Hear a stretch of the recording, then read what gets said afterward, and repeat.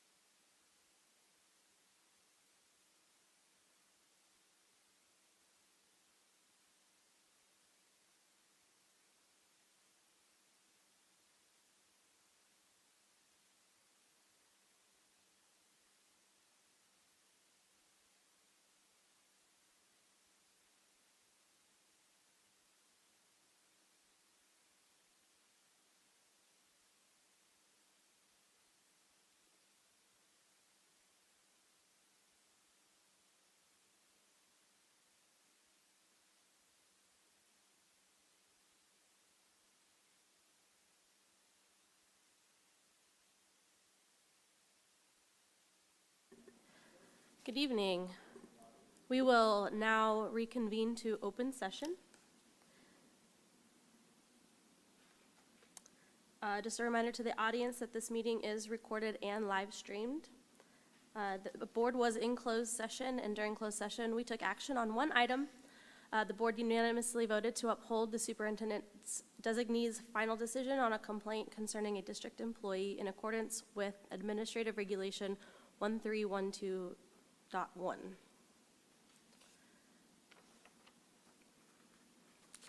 And with that, I would invite you to please stand for the flag salute.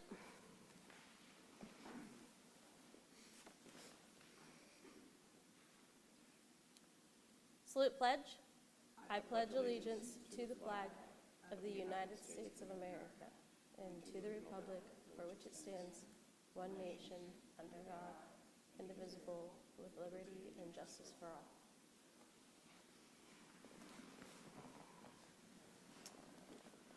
Up next is the superintendent's report and recognition.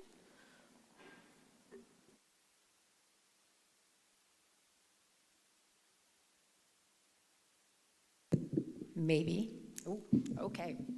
So this is that time of the year that it's really exciting. You're seeing us hire lots of new people, but it's also that bittersweet time of the year where we say goodbye to some people that have been with us for a long time as they head off into retirement. And that does include our administrators. Recently at our Chico Unified Management Association end of the year party, we said goodbye to 4 administrators that will be leaving us. And I just wanted to mention them so the board and our community is aware as well, because they have served us well for many, many years. In fact, combined, they have over 80 years with Chico Unified and 121 years in education, the 4 of them combined.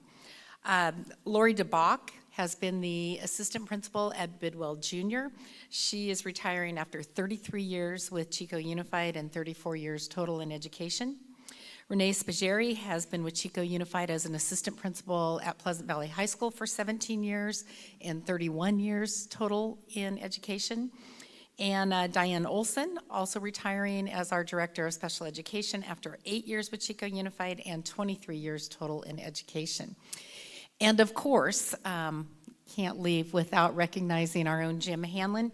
Jim's been 22 years with Chico Unified and 33 years total in education. So, Jim, we would like to honor you tonight. We have a wonderful mug for you, as well as a certificate. Come on up.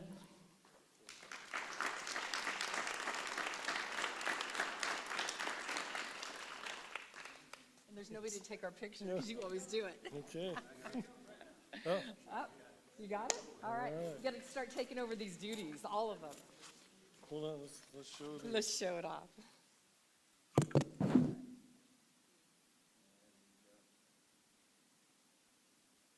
And I'll let you say a few words if you'd like.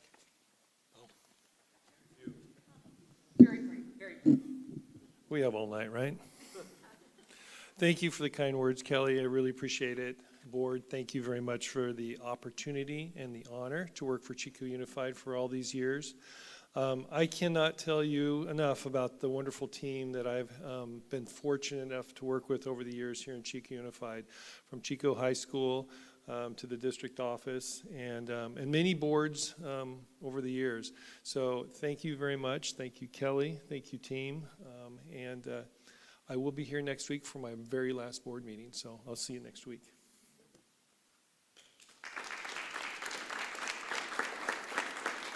And with that, I'll turn it back to you, Madam President. Thank you. Number 5 on our agenda is announcements, and we're going to start off announcements with an introduction to Heather Hacking, who's the program manager of the Study of the United States Institutes for Secondary Educators. And while Heather's coming up, I have to apologize for my busy schedule. Oh, no, we'll hit you up again, don't worry. Okay. And Heather is the program manager for the Study of United States Institutes program. I'm the director. I'm Chuck Sartman, Dr. Charles Sartman. And you see up here twice a year. Once is for the Fulbright program, which is in January to March, and that's largely teachers. And so they're in the schools for 6 days at that time at the various schools in Chico Unified. This group is mostly administrators, 19 administrators from 19 countries. There was a 20th, and that person was ill right before the program began. So they will go to 3 different sites when they're here, but more looking at program. Tomorrow they'll see Ability First at Chico High. They were at Project-Based Learning School at Chico Country Day. And the next week they'll go to Fairview to see different kinds of program offerings within this community. And so they're looking, I'm not going to say 30,000 feet, but they're looking at 20,000 feet, where the Fulbright group in the fall is looking at classroom-oriented. They're the best teachers in their respective countries. These are wonderful administrators identified through highly competitive processes in their 19 countries. So with that, even though we're all here, I would like them to introduce their name and their country so you can see that the whole globe is here. This morning, they had seminars 9 to noon, then 1 to 4. Well, at about 8:45, right outside of Modoc Hall, they were all on their phones, and I said, oh my gosh, the satellites are working overtime, beaming down to this one spot as they were communicating with family, schools, and so forth. One of the administrators here from Armenia has testing, the 7th test tomorrow, and she'll be up all night tonight looking to make sure everything is going appropriate through Zoom. So these people are walking and chewing gum at the same time, responsibilities at home and here in this community. So let's welcome to these wonderful educators to our community, and they'll introduce themselves one by one.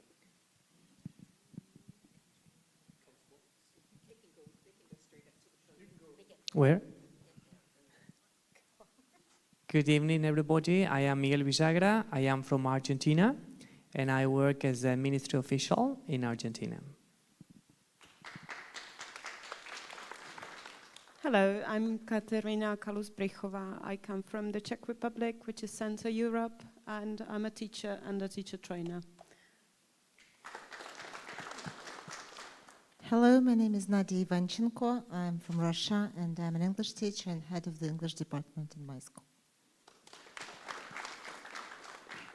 Good evening. I'm Edward Tsikolia, and I come from Georgia, and I'm English literature and history teacher, and I'm also deputy principal of public school. Good evening. I'm Karine from Armenia. Yeah, it's me. I'm principal of secondary school. Good evening. My name is Gulshat. I'm from Turkmenistan. I'm a teacher and a teacher trainer at one of the private schools. Good evening, everybody. I'm Nimali from Sri Lanka. I'm a director of education working at the Ministry of Education, Sri Lanka. Hola, good evening. My name is Roberto. I'm from the beautiful Honduras, and I work there as a principal for a middle and high school. My name is Manuel Afonso, but please call me Afonso. I'm from Angola, and I work as an administrator in high school. Thank you. Hello everyone, I'm Firuz Kakroev, Director of Public Organizations Abondon, also coordinator and English teacher, Tajikistan. Hello everybody, I'm Emma from Cameroon. I am a certified staff in charge of research in my country. I double as the Secretary General of our English Language Association, Teachers Association in Cameroon, and I work with Transform ELT as a consultant. Thank you. Kia ora koutou. My name's Daniel Wilson. I'm from New Zealand, and I'm a high school principal at a co-ed high school in the South Island. Thank you. Good evening. I'm Ivan from Serbia, and I'm Assistant Director of Institute for Improvement of Education within the Ministry of Education in Serbia. Good evening. I am Sharanjit Singh from India. I am a high school English teacher and a mentor teacher there. Thank you. Good evening, my name is Yesenia Piti. I am an English teacher and also coordinator of my department. Thank you. Panama. Good evening, everyone. My name is Elias Vicuña. I'm from Chile. I live in the northern part of my country, and I work as a head teacher in one of the schools. Hello everyone, my name is Saraya Ahmed. I am from Bahrain and I work as an educational supervision specialist in the Ministry of Education. Thank you. Good evening, my name is Johnny. I'm from Brazil and I'm the advisor of the complementary education, the Secretary of Education. Thank you. Good evening, I am David Malongalong from Papua New Guinea. I work with the Department of Higher Education. Thank you.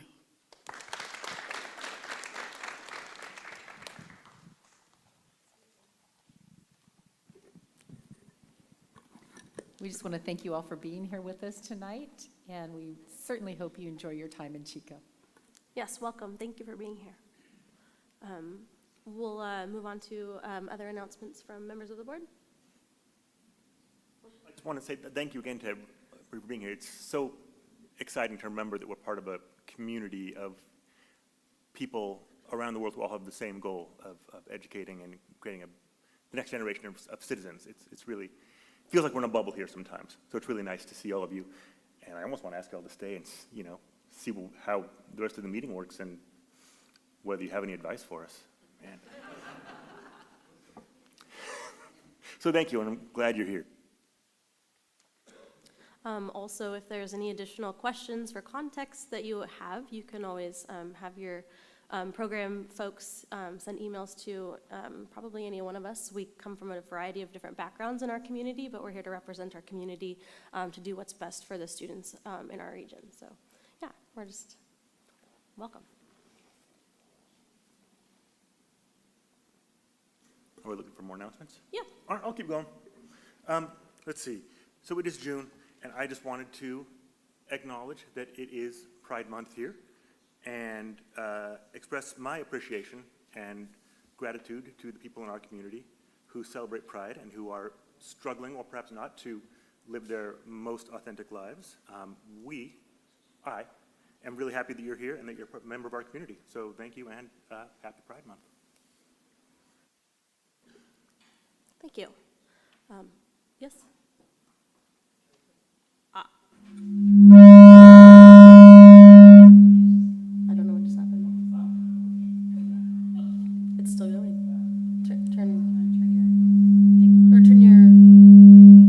Is your mic on still? I turned my microphone on because I was going to be recognized. Yeah. Is that better, Phil? Did you have something to add for the announcement portion for your program? I did. Oh. Yeah.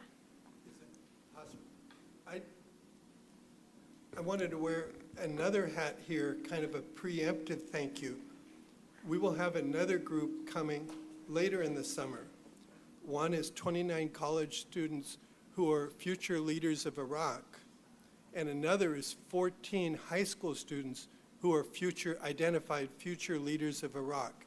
And I just want to, on the record here, thank Amy Baynard and Bruce Baynard, who on July 31st and August 2nd have really done legwork so that those high school students can have a wonderful day at Pleasant Valley High School on July 31st to see the operations of the school. And 3 teachers will be there to provide model lessons.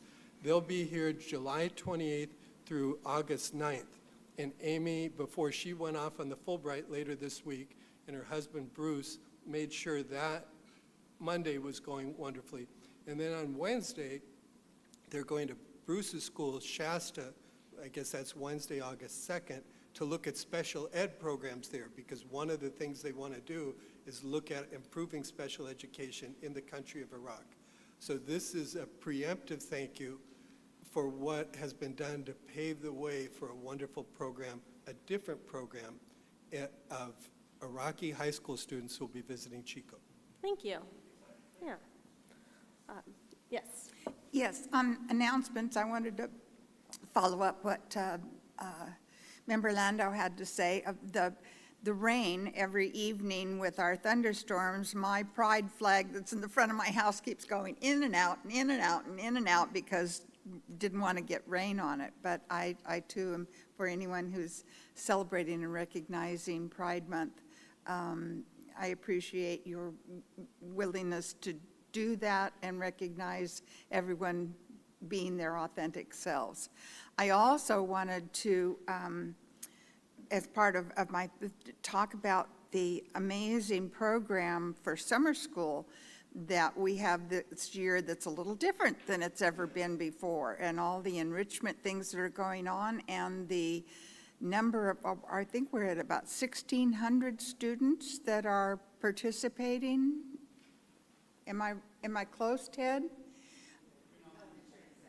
Yeah, and I read the description of all the activities and things that are going on as not only enrichment, but to help with students that need some academic reinforcements too. And I'm appreciative of the people that work to get those monies in place and get that program up and running. So thank you to everyone that's been involved with that. Yeah, we want to give a huge thank to Callan Kwok. She oversees all of our summer programs for elementary, and Rachel Love, who oversees our secondary summer school programs. So they've both done a wonderful job. Most students we've had between the two programs. Callan's knocked it out of the park. Callan's amazing. Yeah. And so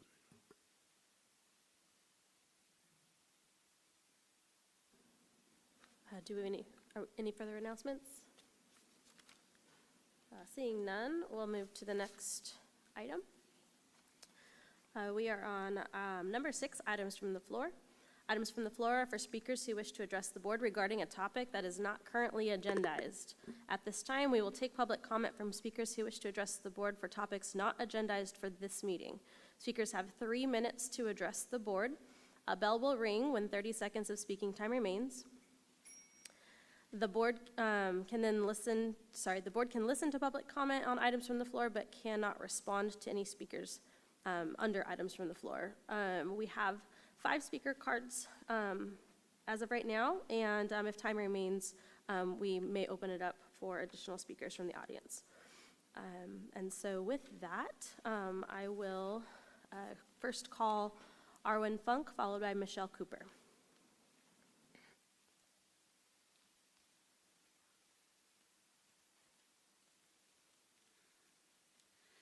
Hello. So when a female PV student asked you to restore her feelings of safety, dignity, and privacy by removing the boy from her locker room at a local high school, you told her no. You said she could use the private gender-neutral restrooms, and as I understand it, there are 2 of those on a campus with over 1,000 students. So that's clearly not a workable long-term situation. This district needs to formulate a solution.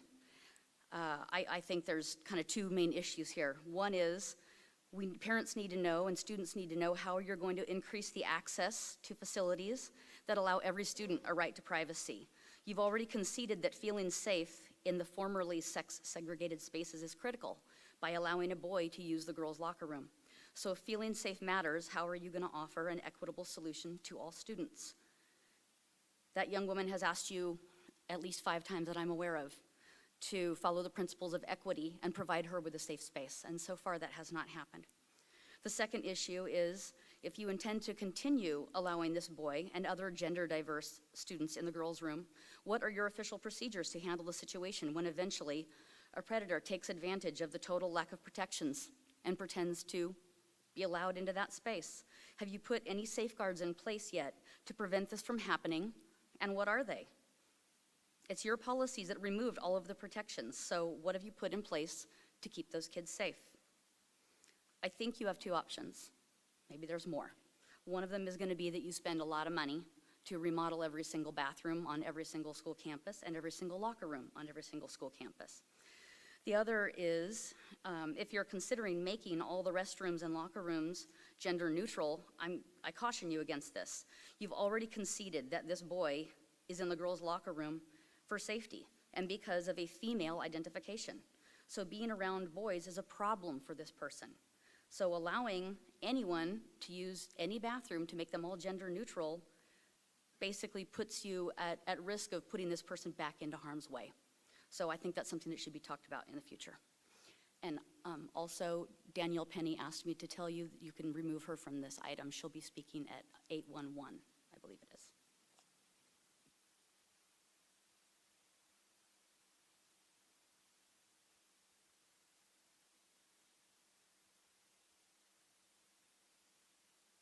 I'm Michelle Cooper. I've read through hundreds of pages of emails where teachers, counselors, administration, and staff of this district have been communicating with Stonewall Alliance of Chico. The district has tried to maintain that there's no partnership with Stonewall. However, these emails suggest something very different. In these emails, staff requests that Stonewall be contacted for anything from growing gardens to obtaining breast binders for students. There's a repeated message, and mostly from school counseling staff, that Stonewall will be the one and only resource for kids and district staff alike. One counselor from Fairview suggested that Stonewall drop off flyers for their LGBT teen events to the wellness office on campus. So apparently distributing this type of flyer is okay, but a student who wants to hold a sign up defending her privacy in a bathroom is not. I'm also trying to wrap my head around why bringing in unlicensed individuals from this social group is considered appropriate content for district-wide staff development. There's absolutely no educational value to what they are presenting. When teachers have to make a choice to attend a training or lose pay, their choices should only include those classes that improve their ability to teach and motivate young people to learn. I'm particularly concerned with the number of emails from special education teachers, directors, and staff regarding Stonewall. Our most vulnerable children rely on our special ed services to guide and protect them, especially when we have nonverbal and incapacitated children utilizing these services. Adding Stonewall to the mix is highly inappropriate. I would like to know how many parents of special ed children actually know their teachers and staff use Stonewall as a resource. The fact is, there's many other resources that can be utilized. There are hundreds of therapists within Butte County that specialize in children and teens, as well as organizations like Youth for Change that actually employ licensed therapists, including those who specialize in LGBT issues, if that's the need. Chico Unified is in fact partnering with Stonewall, even if there's no official contract. When you invite organizations into campuses to present to staff and use them almost exclusively for referrals, this creates a partnership. My question to you is, if a church group asked to come on campus to educate staff and offer counseling to confused teens, would they be given the same privilege as Stonewall? Thank you.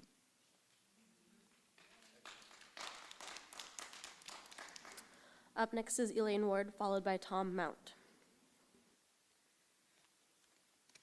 Good evening, Elaine Ward. You guys are all familiar with me. I have two students here at Chico Unified, one going into 7th and one going into 5th. I wanted to bring to your attention, I don't know how much you know about the mild mod classroom situations for special education. These mild mod classrooms are basically non-existent now. You have a mod severe classroom or 100% gen ed. My son, we were faced with this decision when he was getting ready to move on to 2nd grade. The classroom that he would be moving to would not be able to support his needs. And so we began touring the one campus that had a mild mod classroom at the time before COVID hit. That classroom wasn't gonna meet his needs either. He would actually spend less time in the classroom, that was what the teacher told me, than what was on his IEP. And I was like, that's not gonna work for him. So I made the tough decision of going into 2nd grade, we were gonna go 100% gen ed, and he struggled. Some people could say it was because of COVID and like all that learning situation that was going on, but me as his mother, I feel that was not the case. He struggled with behaviors, he struggled with reading comprehension, he had limited supports, he had teachers tell him, I don't know how, or tell me, I don't know how to help him. And I began questioning my decision for him. but knowing I didn't really have any other options for him. Then we came for his triannual report, and Gina Payton, in expressing my concerns that I had for my son and acknowledging there's a piece missing for his educational puzzle, and we need to figure that out. She mentioned to me the co-teach program at Parkview. I know I have mentioned that plenty of times. I told a friend I will talk about the co-teach program until I'm blue in the face, because I feel that program for my son was what he needed, and he saw extreme success once we entered over at Parkview. Yes, there were some struggles because we had to learn how to trust a whole new team, but at the end of that school year, his reading level had increased 3 reading levels, and he was above reading level when he finished 3rd grade. And I really didn't think that was going to be something that would happen for him. And it was the dynamic duo of Mrs. Ford and Mrs. Galley. They had spent years working together through this co-teach program. So my thought to you, something for you to think about is, if we are removing these mild mod classrooms from our district, which I know also is coming down from the state, because as someone in district told a parent, every kid is a gen ed kid. That's not necessarily true. That's good in theory, but if you don't have the proper supports for these students, if you don't have co-teach programs at all of your elementary school campuses, there's going to be a chunk of students that are going to struggle, and you're not focusing on their long-term success. That's what an IEP is for, to focus on a child, a student's long-term success. We need to make sure we have proper supports and programs in place for these students that are in that gray area, like my son. He's not super high functioning, if we're thinking linear, like a lot of people do. He's not super high functioning, he's not super low functioning. So where does he go? Thank you. Thank you.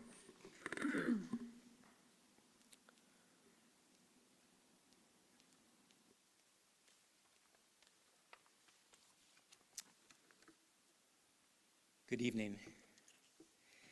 I'm hoping you can clear up some confusion, and I know you can't respond, but at least I could raise the question. I'm holding 2 documents in my hand, and I confess I don't know how to reconcile them. One is the Resolution 1600-23, which will be discussed later tonight, which I think is a fine resolution to partner, for the school district to partner with parents. I think that's always a great goal. The other document is Administrative Regulation 5145.3, which we've talked a lot about over the last several months, that effectively cuts parents out of the process when their children experience gender dysphoria, and commits the school district to a policy of not informing parents in this most important of decisions.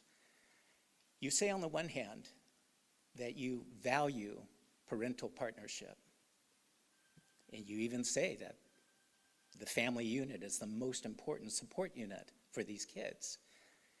Yet you're saying here, sorry, Charlie, we're not even going to tell you when your kids are struggling with gender dysphoria. I want to suggest what I've suggested before, that you make some changes to this policy. It doesn't take a lot. You can continue to protect trans students, but you could also safeguard parental rights. I think if you don't do this, you are going to be on the wrong side of history. And I think you're going to have, instead of one lawsuit, multiple lawsuits.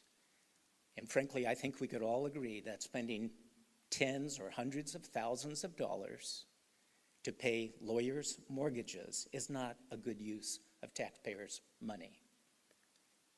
So I want to ask you, please, make some revisions to this policy.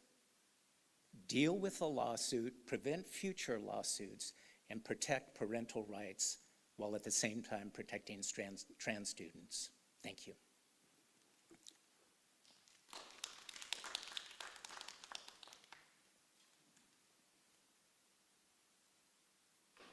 Do we have any additional items from the floor from the audience at this time? Okay, we'll take 1, 2, and 3, and then that'll be it. Please introduce yourself when you approach the Sure, it's podium. Julie Threet, and thank you, President Dalby, for letting us come up here and speak and add some time. So yeah, I'm Julie Threet, community member, and I'm here to advocate for the vaccine injured. I'm one of them. So we've spent the past 2.5 years allowing our citizens to be injected with an experimental unlicensed pharmaceutical product known as a COVID-19 vaccine.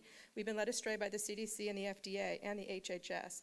When HHS Secretary Becerra came here last year, March 14th, 2022, he colluded with a bunch of pediatricians in Enloe and started rolling out little vaccine clinics. These shots are poison. It's now complete mainstream. Anybody can go into the Rumble channel and Google vaccine poison, and 1 million articles will come up. So what I want to offer you guys, again, we've got 54.6% of our children are chronically ill. That's a fact. That's a CDC number. We're injecting them with 75 shots between now and 18. Autism rates are off the chart. ADD, peanut allergies. We've got strokes. We've got myocarditis. We've got miscarriages and stillbirths all day long over to Enloe. So Erica's got my card and my information. You've got a lot of nurses here at this school district. Anytime during the summer, if you need me to come over and give detox strategies, the brilliant thing here is there are ways to detox this toxic spike protein out of your body. There's a way to make sure that your children who are out there playing sports and athletics are safe. So please tap into me. I'm working with React 19. It's a national advocacy firm. So yeah, we need to protect these children, and we're doing a lot of damage and harm. So anyway, thank you for letting me have the time tonight. Thank you.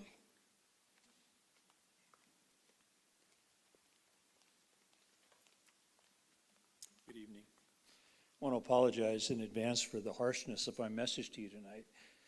I really wanted to believe that school boards were operating in good faith, were benign in their teaching methods, and focused on the primary mission of public schools, to transfer skills and knowledge essential to adult life, like reading, writing, math, science, history, and citizenship.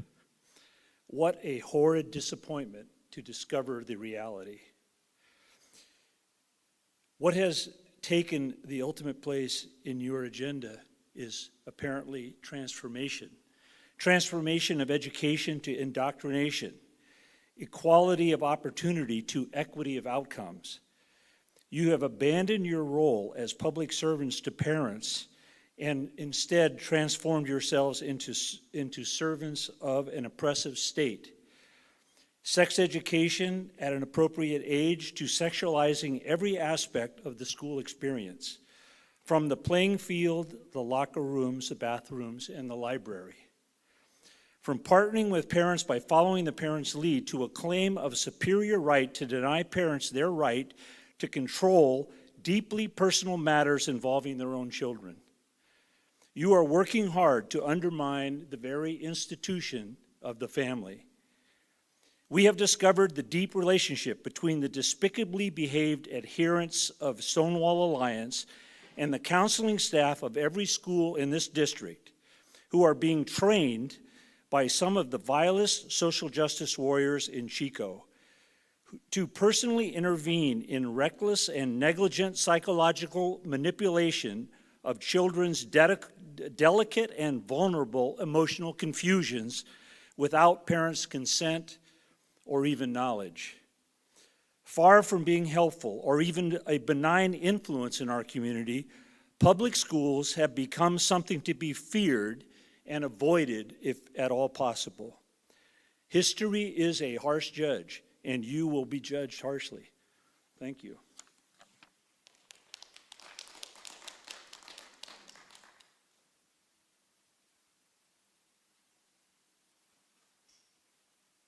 Yes, you are number 3. Please approach the podium.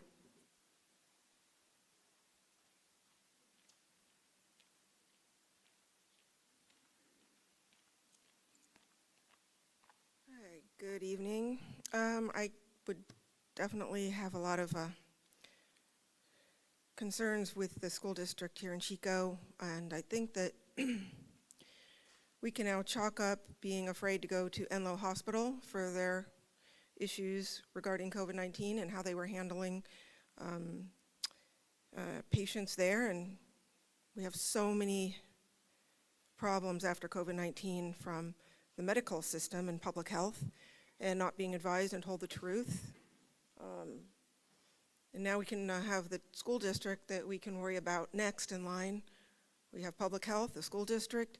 You know, you're getting to that point where it's almost a joke. It's a running joke that if it's a government-sponsored program, you better be aware. And they're not telling you the truth. And this is not conspiracy theory. This is people doing their due diligence, understanding what the facts are, finding out who's involved in, creating the curriculum at your school, finding out the hard way when the kids come home and tell you what they're learning at school. I would just say, between public health, the school district, this is just, it's really deplorable. And there's not really a place for the community to weigh in. There should be representation of the parents. And I don't see that happening at all in Chico. I see it's almost like you've got this trickle down from Sacramento saying this is what we're going to do. You have the teachers union and associations saying this is how we want to do it. And then the parents kind of last to know, and it doesn't really matter. It's just this is what we're going to do. So hope you like it. And what I tell most people I know is to take your kids out of public school immediately. Just take them out, whatever you're going to do. Private school, homeschooling programs are amazing. There's huge networks now of homeschoolers. The African American community is the largest users or participants of homeschooling now demographically. So that should tell you a lot. I just think a lot of people are not on board with this agenda, and time to rethink it. Thank you.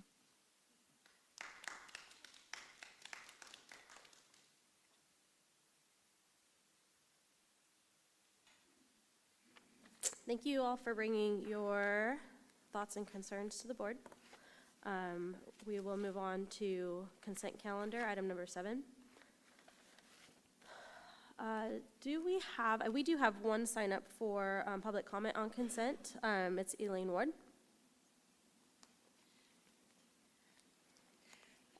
So I look over every agenda item just to see, because obviously my concern is with special education, and I feel everything on there usually pertains to special education in some way. This time it was regarding classified employees, specifically paraprofessionals. So looking through it, we have 4 that were appointed, which I'm assuming means that they were put into positions as paras. We have 1 taking a leave of absence, 6 are retiring, they had limited terms, and then we have 7 to 8 that are that have a resignation termination as voluntary. To me, that means that they are choosing to leave the position. So we've heard from district that we can't hire paras, we can't keep paras, but the question is why? Why is that a problem? Yes, we know life happens, people move on, but do we really know that as fact? Like, why are paraprofessionals leaving these positions? Is it pay? Is it the lack of training? I feel that we have to really pay attention into answering the why to help solve the problem of being limited in paraprofessionals for our students. We know that recently we hired 88 paras in our district, but how many more did we need to hire on top of that as well? And I also know too that there might be some misleading that's happening with the hiring of paras. I know someone that was hired as a paraprofessional being told that they were going to be in a mild mod classroom. And when they told me that, and I was sharing with another parent, we were just like, what mild mod classroom are you going into? Because as far as we know, and other teachers have shared with us, there are no more mild mod classrooms. They're all mod severe. And mod severe have much higher needs and much more behaviors than a typical mild mod classroom. So I feel as a district, if we really want to solve the problem and answer the question of why paraprofessionals are leaving, we need to ask why. Like, are we having exit interviews? Is that part of the process? We have to get to the why. You can't solve a problem unless you answer the why. Thank you.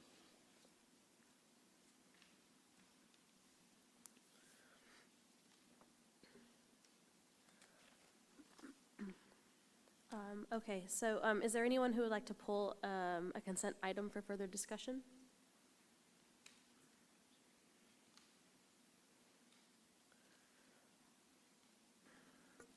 Yeah, actually, I think that having a discussion about, a brief discussion about the item that Ms. Ward just brought up is worthwhile. So I'd like to ask a couple questions myself regarding, let me find the number of that piece. What is it? 742? Yeah, please. Okay, so we can pull that item. Sorry, repeat the number again? 742? 742, thank you. Okay, do I have a motion to approve consent as is with 7.4.2 removed at this time for further discussion. Yes.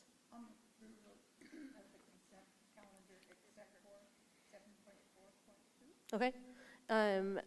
Member Robinson moves. Second. And Member Tennis seconds.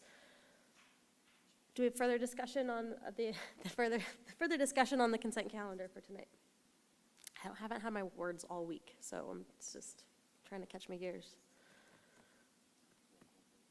Thank you. All right, it looks like we can get started with a roll call vote, so I'll actually start with Mr. Lando at the end here. Lando, aye. Tennis, aye. Dalby, aye. Conkin, aye. All right, that passes unanimously, and we will now visit 7.4.2 under the consent calendar. So many, many moons ago, I asked for a running tally of our paras as they came and left. I don't think it ever came about, but I would like to know, in the future, I'm not putting anybody on the spot right now, where we are in terms of the number of paras we have as opposed to, say, last year this time, and some clarity on the mild mod situation. Are we telling people that we are hiring for mild mod classes that don't exist, or is that a miscommunication that we need to address in our hiring somehow? Again, these are just questions I don't expect anybody to answer right now. I know I'm kind of putting you on the spot. And thank you, Ms. Ward, for bringing this up. I appreciate putting it on our radar again. But perhaps next time we meet, we could dive into that a little bit.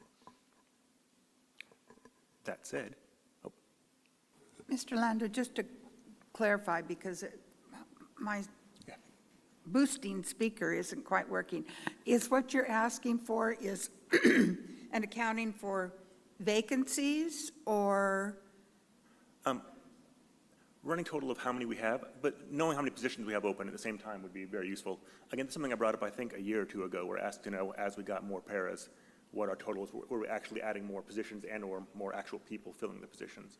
So I just want to get some clarity on whether we have, how many paras we have actually who will be on site at the beginning of the year as compared to the beginning of last year, and how many positions we have both. Could you accept a friendly amendment?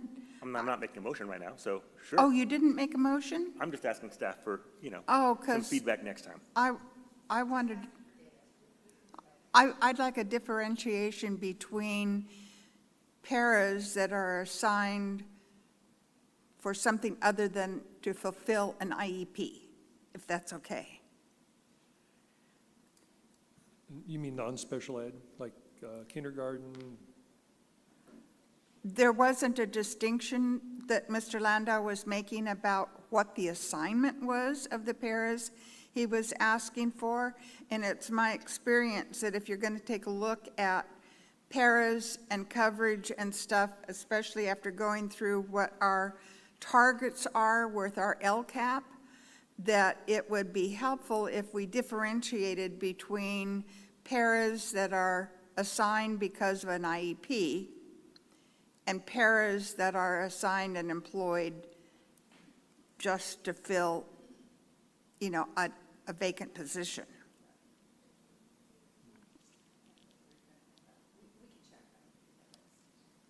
Yeah, that one I'm not sure we can get. But we'll take a look at the data and see if we can do that. Jim, I can't hear you.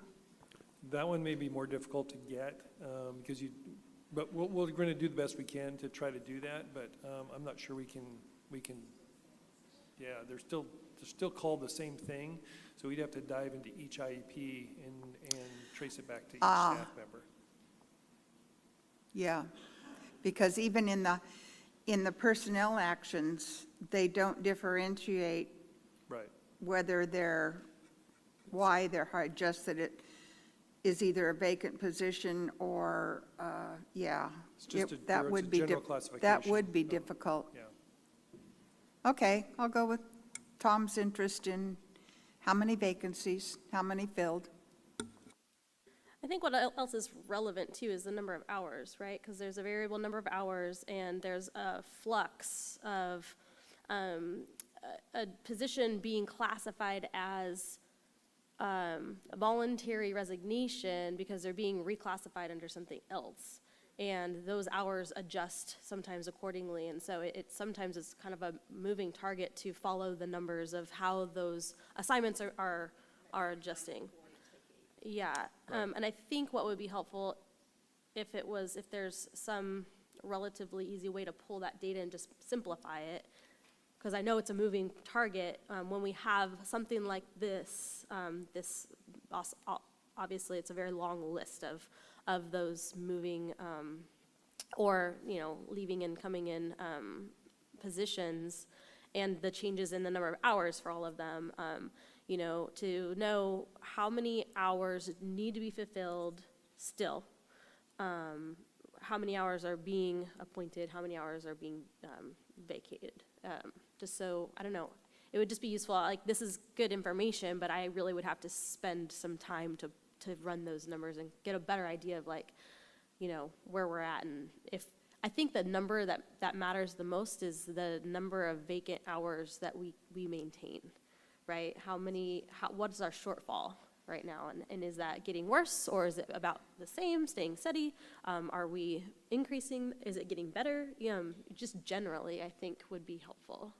Right, I think you're correct. Because of seniority rules, people tend to take more hours as they open up. So they may vacate one position and take another one, and it comes across in here as somebody leaving, but they really didn't leave us. They went for more hours, and then that just works down kind of the food chain for the least seniority.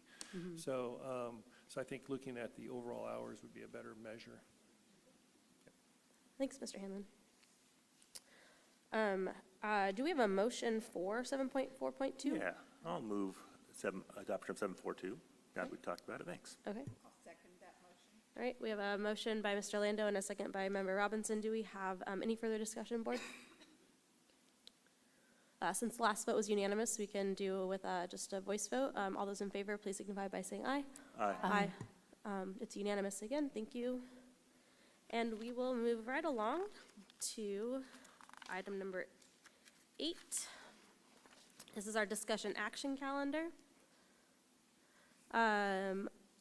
We are going to start with educational services. 8.1.1 is a discussion action item, resolution number 1600-23, a draft resolution calling for school and family partnerships. I'm going to go ahead and kick this one off. The board, when we went through LCAP last year, really asked us to do more in terms of reaching out to our community. And while we had been meeting with targeted groups going far beyond what was required in the LCAP, there was a need, and we heard it very loudly from our special ed groups. We heard it from our BIPOC group. There was a need for us to have more meetings with them and better understand the issues that we're facing certain populations within the district. So our Ed Services Department did develop a calendar. They held 18 different community and family meetings over the course of this past year. And this resolution came out of the recognition of what the board was asking us to do more outreach and to listen to our families and see what we could do to support them as they were supporting their students. So that was the intent. That is what we heard over and over in the meetings that we had, that we needed to continue to provide both academic, social, emotional support for our students in our schools. The things that we heard repeatedly as needs, as you will hear in our LCAP, was additional counseling support, and in particular wellness counseling and targeted case managers. So this was an effort not to reflect anything other than what staff committed to do throughout the year and to continue to do as we reach out to the community and listen to support our students. Yeah, I think the board has a list of our meetings for next year as well. So we certainly appreciate the board encouraging us to do this. It has been enlightening, it has been rewarding, it has been frustrating, it has been all of those things. And we will continue to learn and continue to improve as a result. Do we have an overall idea of or data set that expresses any trends in the number of contacts we've made with families, whether it was through the community meetings, or a beautiful set of data would identify what type of contact it was, right? And if there's any trends that we might have seen over the last 4 or so years that relate to that. I'm asking staff right now. Yeah, so you will hear about that in the LCAP report, that there were certainly trends that we saw, and as I mentioned, those tend to be need for additional support for kids, whether that's in the social, emotional, or academic realm, and outreach from the schools to families. Targeted case managers, again, is one that comes up repeatedly right there along with counselors. And can you clarify just what the process and purpose of a resolution is really, in terms of like how a resolution might come to be, and then how it comes to us eventually? So resolutions can come forward for a lot of different reasons. We have resolutions that come forward from business side of the house that are required. We have resolutions that come forward from the education side, where we're saying this is our commitment to continue to provide outreach. It was a theme we heard over and over from the board, that they wanted us to do more at reaching out and holding community meetings in particular, not so much just the surveys, but actually face-to-face with different groups. And this was our commitment to do that, and to get guidance from that, to listen and learn and develop plans, which you will hear with the LCAP. So this is kind of why we tied this in with the LCAP at this point. We did bring it forward earlier this year, and there was lots of discussion about it at that point as well. So just to clarify, because there are, sometimes we request resolutions as a board, sometimes resolutions are required because of just the way that the state requires us to do things, and then sometimes resolutions come from within where you want to make a statement of commitment in a particular way. Excellently stated. Okay, thank you. And so this particular resolution is the third thing. It came Correct. from within, based on our board, the board's desire for there to be an increase in that community engagement, which really, from my perspective, because I started it, not until the end of 2020. I know that was the kind of the peak of us realizing that there's a lot more that we could probably be doing to engage families in a meaningful and more productive way. And then I think we've revisited it pretty frequently since then. And anecdotally, it seems like there's been a lot of improvements, and I think that we see that reflected in the LCAP. When was the first draft of, am I on here? Testing. Yeah, Ms. Robinson was, waiting to speak. Sorry, Mr. Tennis, but I was anxiously awaiting for my opportunity to speak on behalf of the resolution. After reviewing especially the first 25, 30 pages of the LCAP and following along with what we state and what our intentions are for our programs and things, the resolution follows almost exactly what we have declared in the LCAP.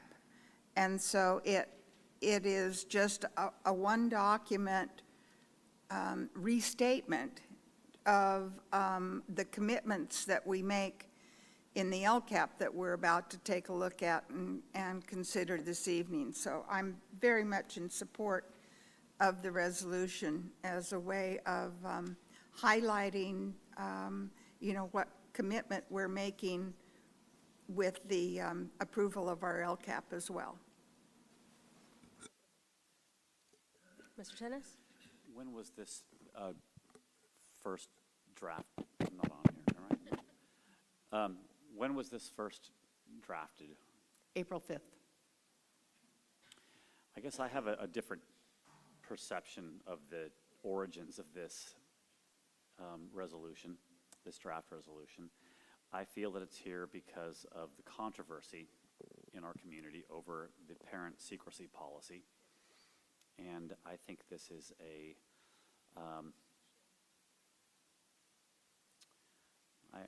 smokescreen comes to mind, word salad comes to mind. It doesn't endorse, the rights of parents to, oversee or provide meaningful input to their kids' education. In fact, it leaves me with the impression that, we know best. And, while you are all feeding and clothing children, it's us who are gonna know what's best to do. And so I think it really misses the mark of what I would want a resolution to say, that was attempting to affirm the commitment of our school district to strong school and family partnerships. I think Mr. Mount's comments were right on point. How can we say we're committed to trying to work with families and parents if we're, not telling them what's going on in the classroom over matters that are completely central to their child? So I think I'm just looking at you because you're there, and so no, I'm going to vote no on this resolution. I thank Michelle Cooper and others who may have worked on the resolution that you drafted and put together. I think we should table this matter and try to present the board with a couple of different options. I think we should have an option that is, strongly worded and deferential toward parents and families. So that's what I think we ought to do. Are there any further points of clarification for staff? We're not in discussion time, but in the point in order where we are asking for clarification or further questions. Well, we have been provided with clarification. Of staff, From before we move on to staff. discussion, yes. Meaning I don't think that we need to be addressing what each other is saying just yet until we have a motion on the floor and hear public comment. I'm just making sure that we're being upfront about that. So are there any further questions for staff about the resolution? Yes. It came from Ed Services and stuff. There are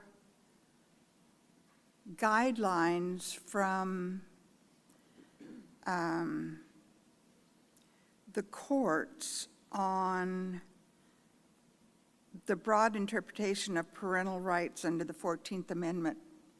Did you take a look at any of that as you drafted the resolution to make sure that the resolution was in compliance with those guidelines?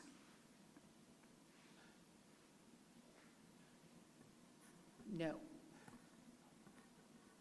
This was a commitment from what we, as a district, are committed to doing in terms of holding meetings and hearing directly from our parents. One of the things that has been provided us as a board is the right to establish regulations and stuff for public interest, and the right to establish boundaries that allow courts to regulate the treatment of children in their best interest. And that doesn't extend beyond the threshold of the school door.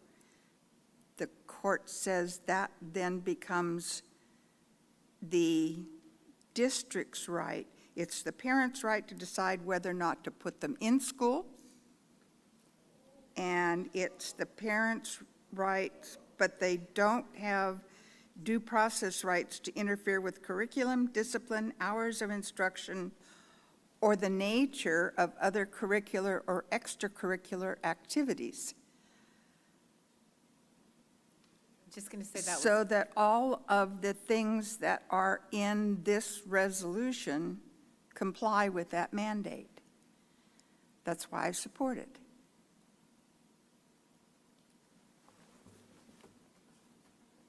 I'm going to move ahead and open it up for public comment. So we are going to follow the same rules as we do. 3 minutes, bell at 30 seconds. I do try to call the runner or the next person, the on-deck person, ahead of time. So for 8.1.1, we will hear first from Loretta Torres and then Arwen Funk.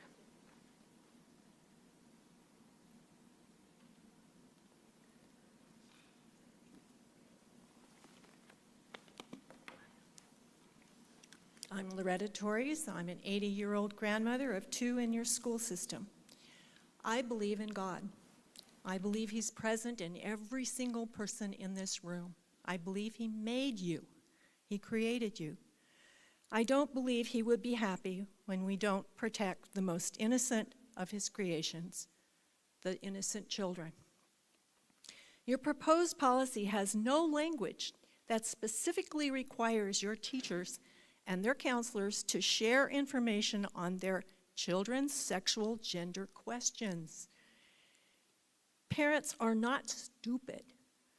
This policy that you've drafted is, again, a smokescreen and a panacea. Don't fool yourself. Others have come before you and said, if we don't do this for our children, if we don't transgender them early in life, they may commit suicide. Well, guess what? The new data is now showing that children that transgender at a very early age are in distress for the rest of their lives when they discover this treatment did not solve their emotional problems. Why do we want, and for the life of me, I can't understand why this school wants to get in between parents and their children on this sensitive issue, family issue of sexuality. I wonder, are you afraid of the LGBTQ community? Because they are scary. I was afraid to go to my car on March 5th when they showed up here. I had to ask somebody younger and bigger gentleman help me out there because I was afraid of them. I believe you should be sticking to the 3 R's and the rest of it. Teach our children to be successful in their lives after they leave here.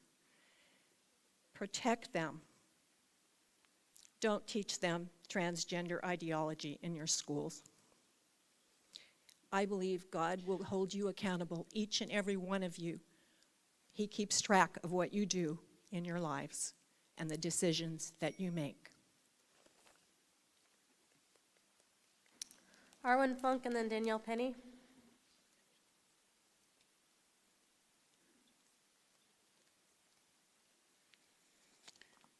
So I first want to start by saying thank you. We always have one board member that we can count on to say the quiet part out loud. It really lets us know what's going on around here. I want to point out that we are being told that this resolution was created based on listening. You're doing a lot of listening. You're not listening. We've been talking for a very long time. You are well set in your ideas, and you are utterly closed off to the possibility that you might have been wrong about something in the past. You are not listening. This resolution is ridiculous. It's garbage. It's what you already do, which you then lied to us about for months, and then voted yourselves the right to keep secrets from us, which you were already doing and you had lied about. It's the same stuff. This is a waste of time. And I'm sorry so much of your staff's time has been wasted with this. You need to go back to the drawing board, and you need to find a resolution that actually protects parental rights. There are some very significant bills coming from Sacramento, and they are going to cause incredible problems in the lives of families all over this state. If AB 665 and 957 pass, school districts in this state will have the right to take their children away from parents with no notice, no recourse, no appeal. Anyone who's considered a mental health professional in the schools, which is pretty much everybody, you will have that right. What you need to do is pass a parental resolution that protects us from that. Your job is to protect us. Your job is not to rubber stamp every stupid thing that comes out of Sacramento. I'm so tired of hearing that we're just following the law. Gavin Newsom in Sacramento flips the bird to Washington, D.C. all the time. Immigration, abortion, cannabis. He just calls us, he slaps a little sticker on us that calls us a sanctuary, calls it good. Nobody fights with it. You could do that. You don't have to give the state or teachers or anyone the right to take our kids away just because a child might be questioning something and we happen to go to a Christian church. This is stupid. Come up with a better resolution. You can do better than this. Up next is Danielle Penny and then Michelle Cooper.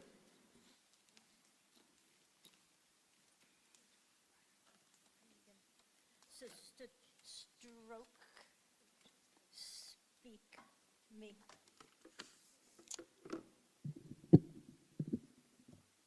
All right, Carrie Kruger reading on behalf of my friend Danielle Penny. To start with a quote, ideas are like seeds. From tiny seeds dropped in fertile ground grow mighty oaks that anchor the land, altering the course of the rivers and the wind. And from ideas planted in the fertile soil of the human mind grow the thoughts, convictions of mankind, altering the course of history. This resolution came about because parents spoke up about ideas birthed from a particular controversial worldview that appears to be from outside sources. These ideas have very little to do with academics, but have everything to do with shaping students socially. On October 13, 2021, I witnessed an elementary resource teacher reading the book When Aiden Became a Brother. I asked this teacher if she had notified parents, and she said no, and informed me that she would not stop reading the book. I went to administration because I knew several of the parents of these children would be upset. The district office made the decision that the teacher must stop reading the book, as it was not an elementary standard. During a recent public records request, an email from January 14, 2022 was found from our Director of Student Support and Special Education, Diane Olson, concerning the same book. In her email to district staff, she says Aiden is a boy. Yet it is very clear from the first sentence of the book, and I quote, "When Aiden was born, everyone thought he was a girl." On another page, it says Adrian didn't feel like any kind of girl. He was really another kind of boy. And on another page, it has mom saying, "When you were born, we didn't know you were going to be our son. We made some mistakes, but you helped us fix them." Diane's email states, also for those of you who have not read the book that created the ruckus in the first place, here's a link, an approved watchable video on Chico USD Net Filter. Diane continues in her email, "I really feel that I need to advocate for the ND teacher. As I researched this more deeply, I don't understand the reason for the concern for this book. I feel that I have done a big misservice to this teacher by not being more vocally supportive during our discussions, as I did not want to go against the group or decisions that were being made by the group. Please take a moment to watch this video. The SPED and resource community is one of the most vulnerable and disadvantaged communities.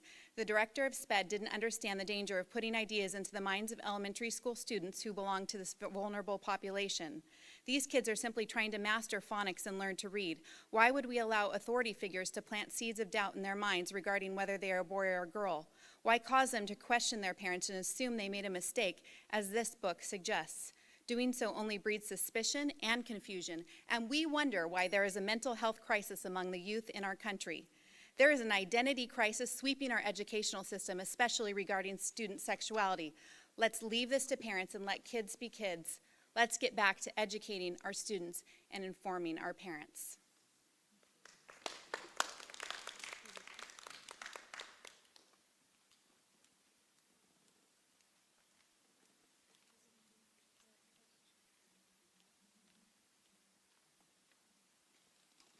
Hello again. So I did submit to the board a resolution that was drafted by a group of CUSD parents and concerned citizens, and FYI, that was reviewed by an attorney. This resolution was drafted because we felt that the board and district were missing the mark on how parents feel and what they want and expect from this district. The resolution, named a resolution of support of parental rights, is a resolution to affirm the commitment of Chico Unified School Board to the fundamental rights of parents and legal guardians to direct the education, health, and well-being of their minor children. The language in this draft is meant to create trust between parents and this district and states that Chico Unified School Board administration and employees will uphold the traditional partnership between teachers, students, and parents and legal guardians by directly communicating with and involving parents and legal guardians in the education programs of their children. I don't think this is too much to ask. We believe that this resolution is the only one that truly encompasses the language that parents in the district are searching for. We ask that the resolution provided be reviewed and adopted by this school board. If that means tabling this item to bring it back, then that's what it takes. Thank you.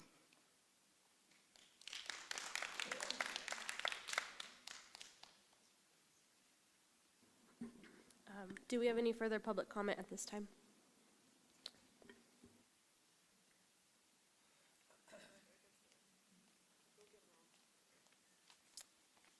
I have a prepared statement, but I'm going to just talk to you directly.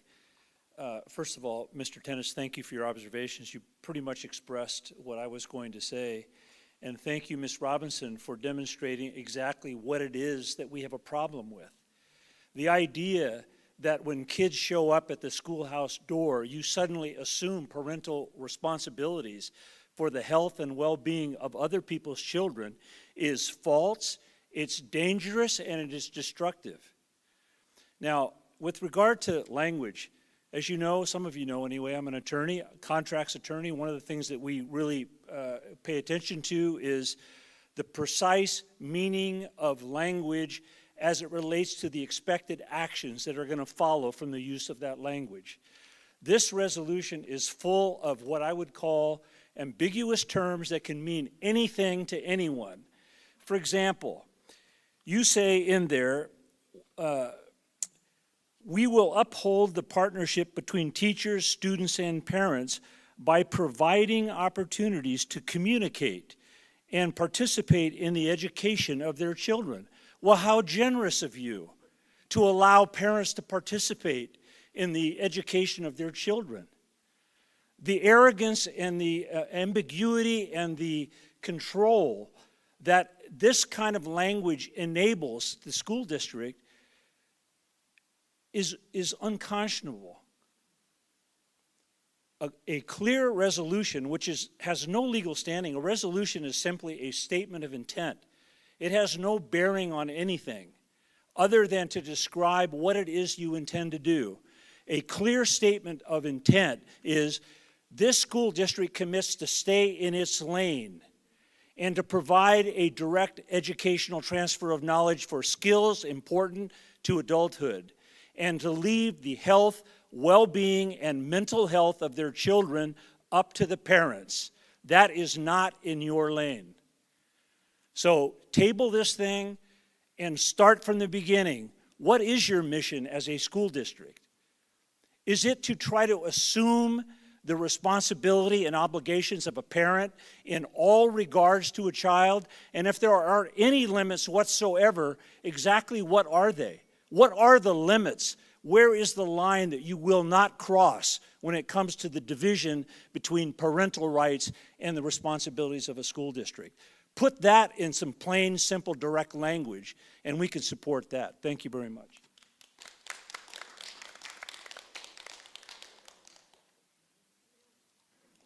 Do we have further public comment at this time?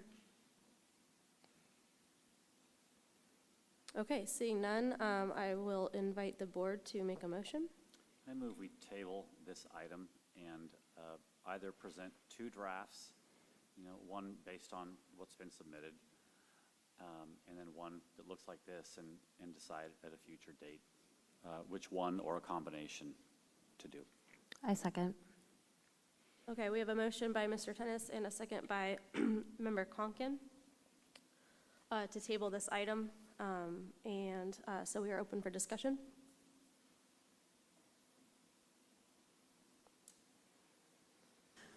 Madam President, I'm going to seek some advice. I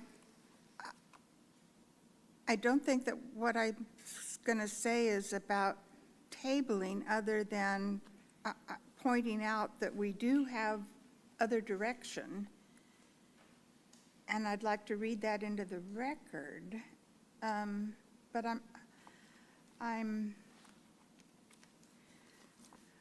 how about if I read something and then you rule on the appropriateness of the sentence and then elaborating on, because this just treats right to the issue at hand. It's on the limits of parental rights. And it's a decision out of a California case in the Ninth Circuit in 2020. And it said the court held that parents have a right to remove their children from public schools, but not to dictate school policy.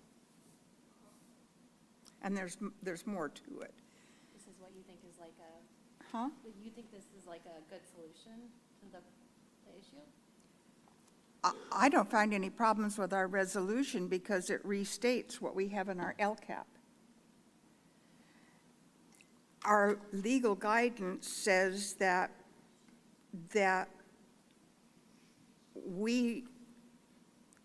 parents do not have a right to dictate school policy. They have the right to take their kids out of school.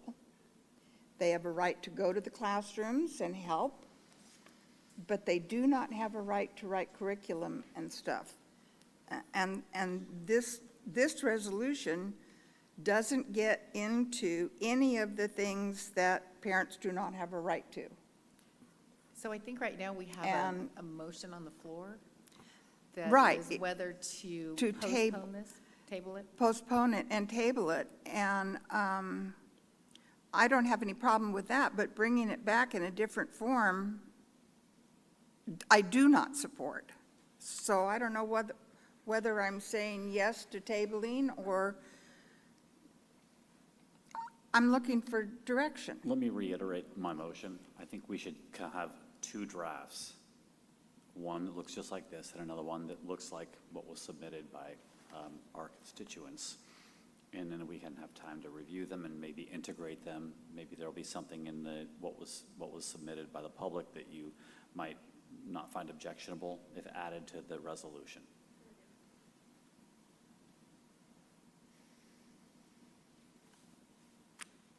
See, I'm not in favor So, of I mean, that. and where I'm sitting, I'm looking at a quote from one public commenter that said that this resolution is what the district is already doing, and it's true. Yes. And another public commenter said it's just a statement of intent. And so it's just that. It's very simple. It's a document that reiterates what the district is already doing and what it intends to do and continue to do and improve upon, which Yes. is relations with parents and ensuring that parents are involved in students'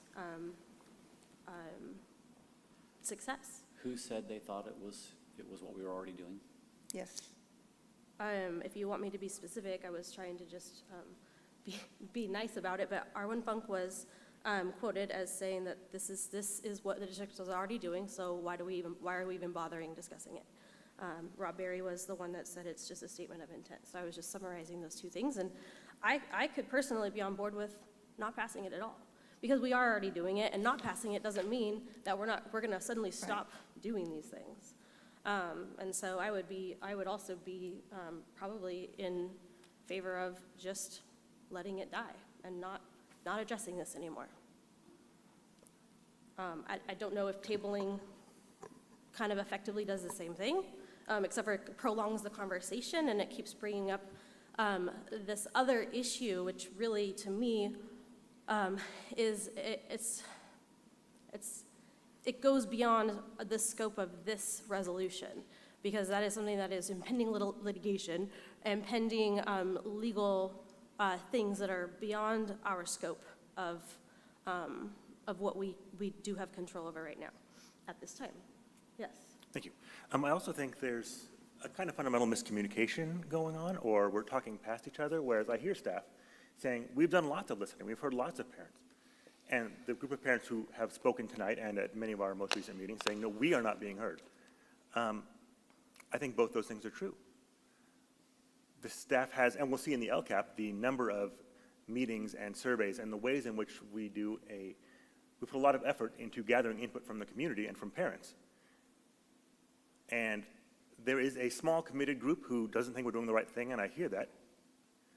But that doesn't necessarily perhaps mean that you speak for all parents. And you are heard. You're here every single meeting, and we hear you, and we get your email. So it's not that you don't get to have the input. So if there is some kind of overwhelming support for this alternate version, I'm happy to be wrong. That's how we learn, right?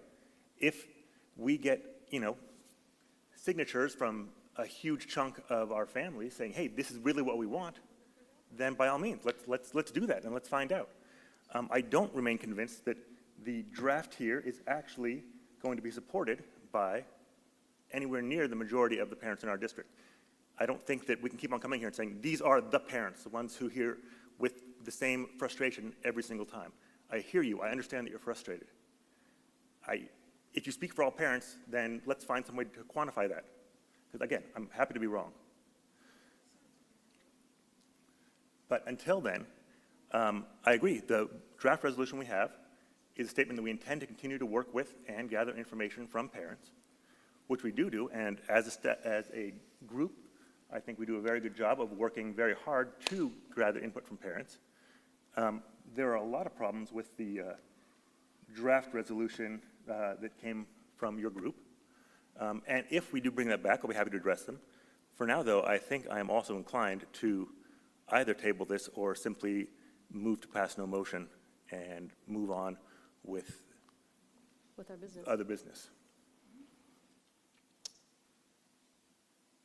Okay, so we have a motion to table and request to the staff to bring back at least 2 versions, maybe that are slightly revised based on further input from parents and possibly even legal counsel.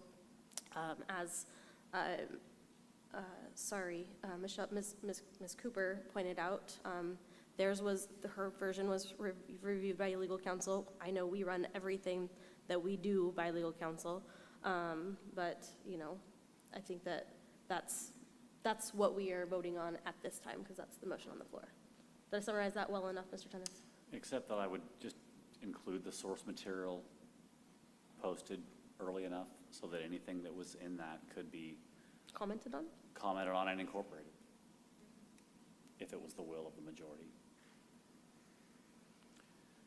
Right, so if it's not properly agendized, it couldn't be incorporated into a final. That being properly agendized, that doesn't make sense to me. If it wasn't properly, like this was properly according agendized. to what the Brown Act or whatever, I mean, you can't just, create a whereas, out of thin air and say, hey, put this in the motion and let's vote on that right now, because it wouldn't be properly posted. So I'm saying just include this source material as part of the agenda item so that it could be utilized. Right, I do think that we do have the flexibility, and I think Ms. Staley might be saying the same thing, to change wording a little bit when we have a resolution on the table and requests, like, we vote to approve this with this paragraph removed. We've done it before, or with It's these no words different changed. than like you do with board policy. If you want to make changes when you have the document in front of you, you want to make changes now to that document, you have the right to do that because it has been agendized and published. So I could write a whereas just out of thin air and Yes. brand new language that no one had ever seen before, and we could agree on it and vote on it. And As long as the topic were on the agenda, yeah. Yep. However, I think following your line of thought, I think it would be great if we were going to bring back a couple of versions to be discussed, to properly post those for full public input and the opportunity for the public to, I appreciate that. Like, to- as to background, there's that one calendar out there that, like, if you want to have something that's really in the agenda packet, you got to have it to us by such and such a date. I think that would be good if this was in the agenda packet as background material. I think it would be a good way to honor our constituents who've come to so many meetings, and if you didn't like something they had to say, you wouldn't have to vote to support it.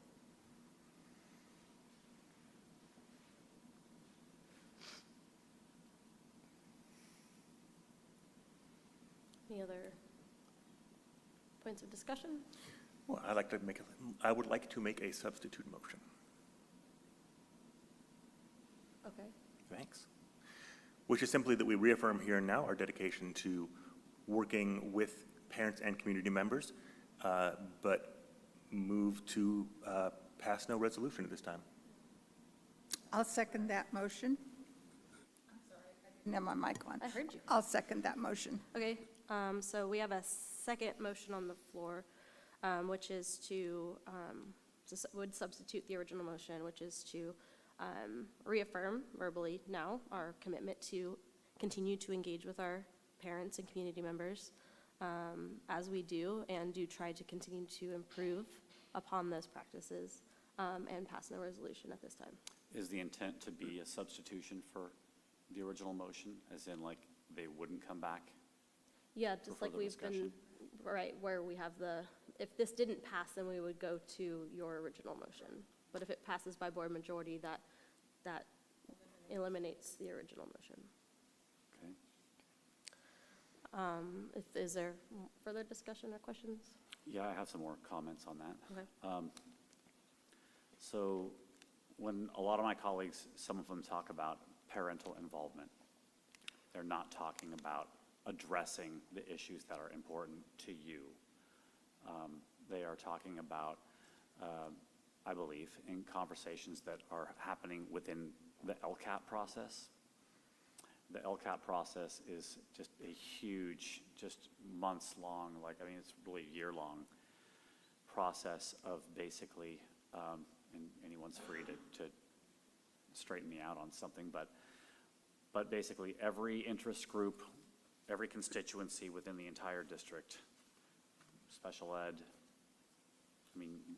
you name it, all of the different target groups that we're trying to, elevate their performance, homeless and foster, at-risk youth of various kinds. The LCAP process goes deep on every single one of those issue areas and takes in every single imaginable thing. So no, the LCAP process will not address the concerns that you have in any meaningful way at all. So if we're saying here by vote that the LCAP is going to solve these concerns, then I can tell you that that's false, because it's a way to cover up substantive things that are really important to large groups of people, and instead fill it in with a bunch of just bureaucratic, just staff time and reports.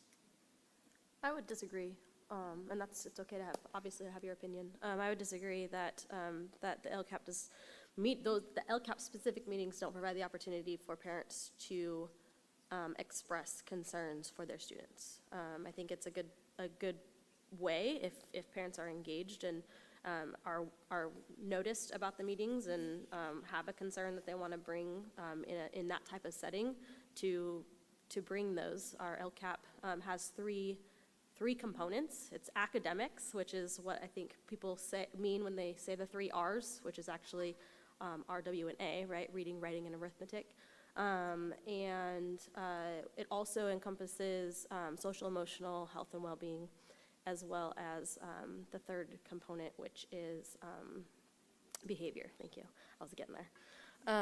And so the concerns of our constituents here who have given a lot of input and have shown up to most or all board meetings, especially in the last 6 months, those topics are in line with social, emotional well-being and behavior. And so I would disagree with Mr. Tennis that the LCAP process doesn't give you a way to give input on those concerns.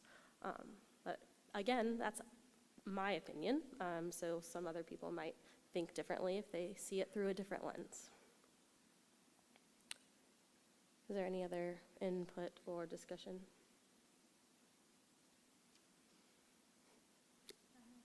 All right, I'm ready to vote as well. Because this was a substitute motion by Mr. Lando, we'll start with you, Mr. Lando. Lando, aye. Tennis, nay. Dalby, aye. Robinson, aye. Conkin, nay.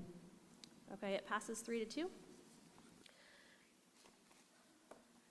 And so the decision was to not to table, but to let this resolution go. We won't be revisiting this resolution in its form. If something like this were to ever come up again, I'm sure we've learned from this process that there is probably a better way to develop a resolution that incorporates multiple stakeholders. I don't know why I just closed my agenda packet. That was silly of me. Now I have to find my place. Now I have to find my place. Thank you for staying for Yes, part have of a our wonderful meeting evening, and guys. Thank watching you so much. our process. Yes, thank you for being here. Okay, I think that we move into the LCAP, which is item 8.1.2. Unless you feel now would be a good time for it. I was going to ask if this would be a good time for a break. We're 7:30?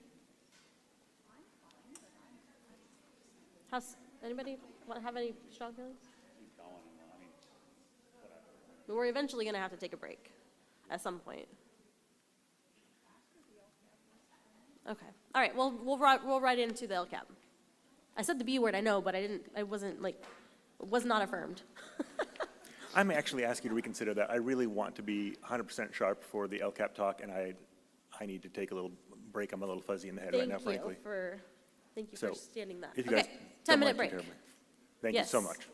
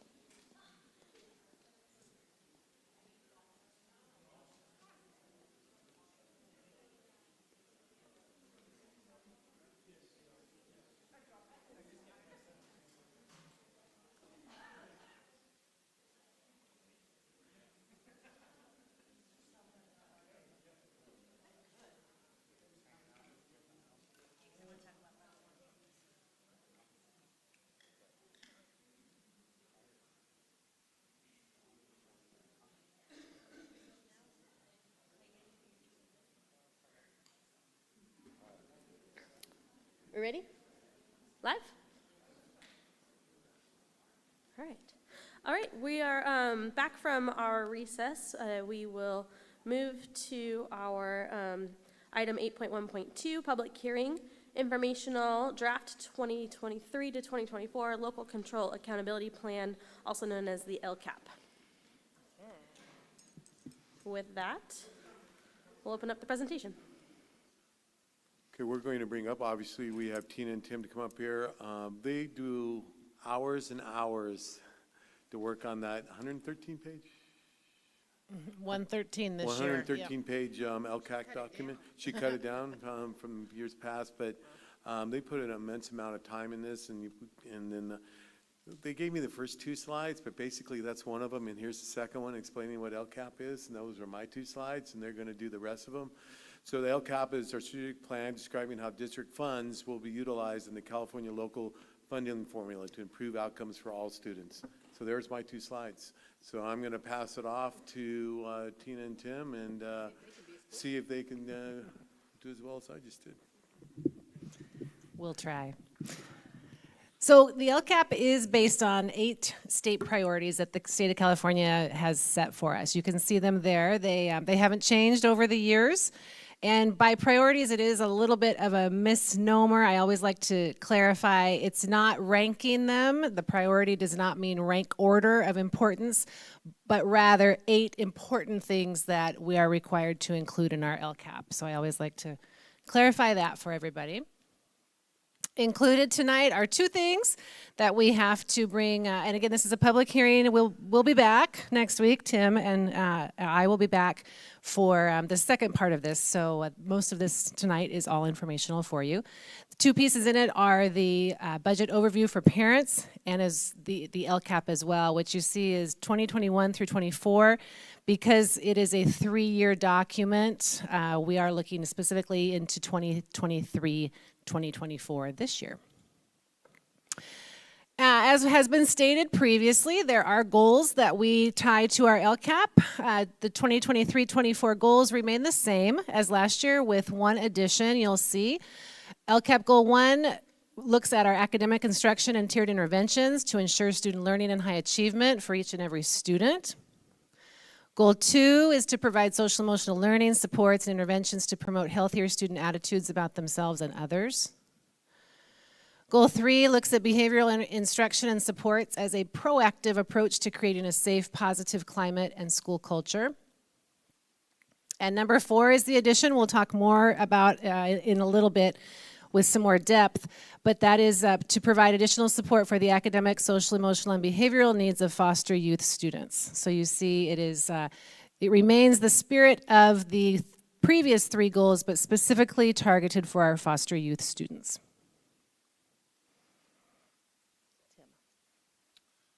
All right, before I start, I wanted to take a moment to thank Business Services, in particular Sharice Bromley, for all the work that she did on this document. I would also like to thank my team, Wendy Kuo, Kate Ori, and Jen McCall, for working with the data that you find all over the LCAP.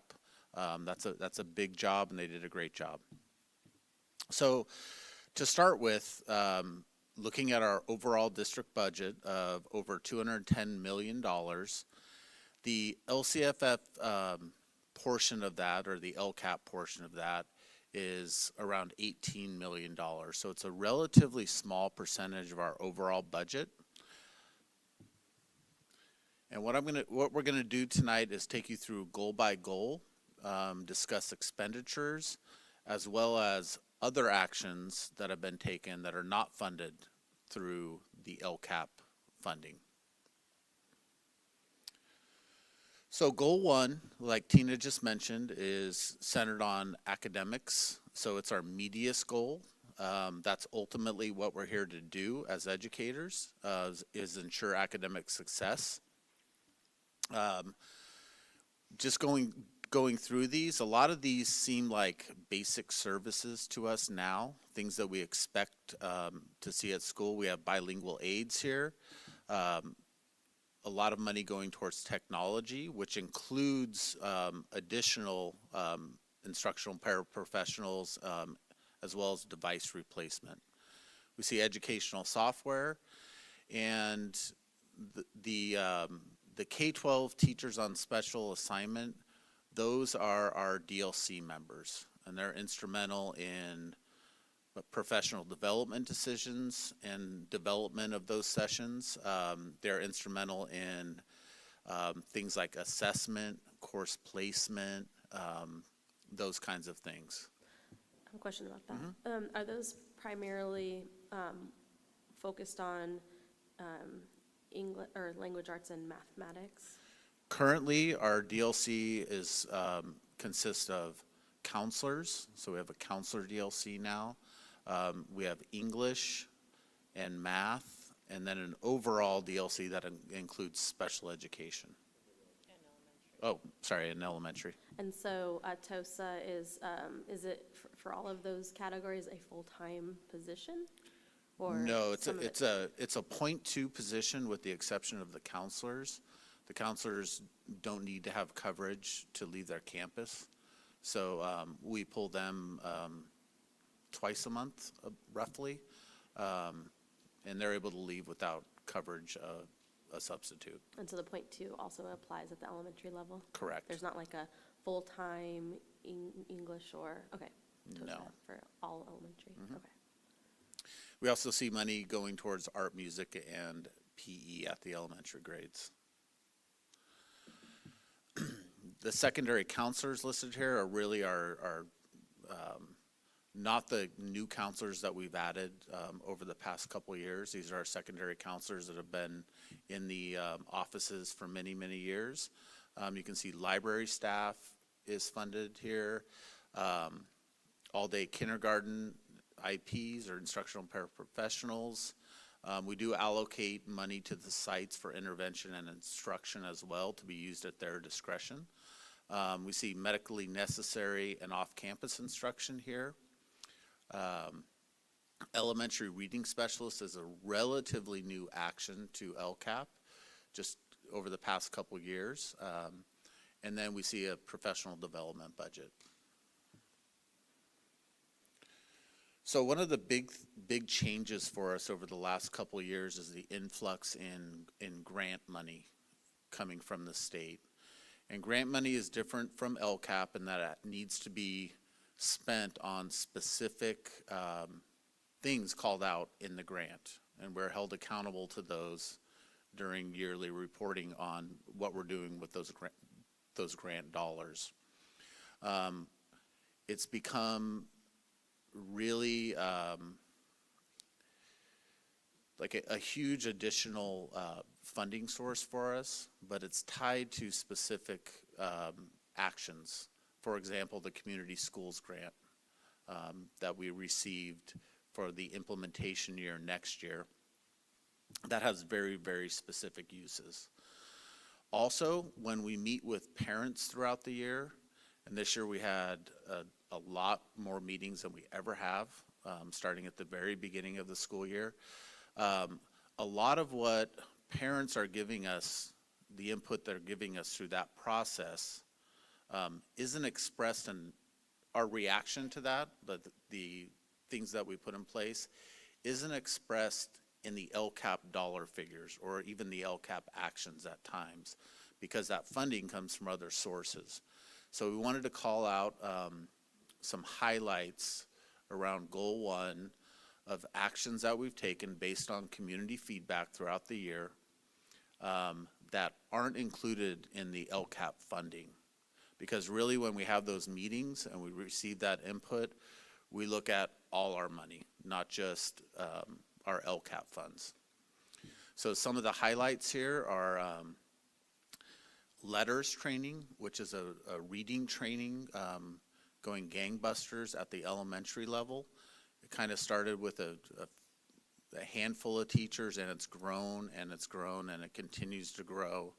And we've received excellent feedback from staff members. A lot of people are asking to receive that training. We're also able to continue funding our elementary reading specialists through 25-26 with other funds.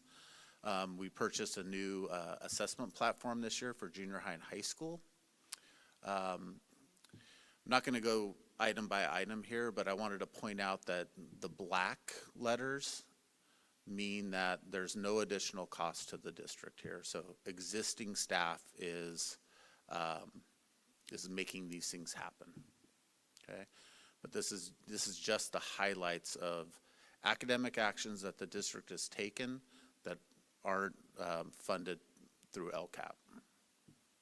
Sorry, just to clarify, on this list, the items in blue, those are all the other funding sources Yep. items? Okay, Yep. so on this list are not any of the LCAP Right. funding? Okay, The that was in LCAP the- portion we just went through Okay, in that those was on two previous slides. slide. Got it, okay, thank you.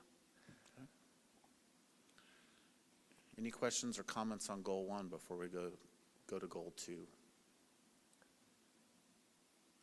Okay, I'll turn it over to Tina.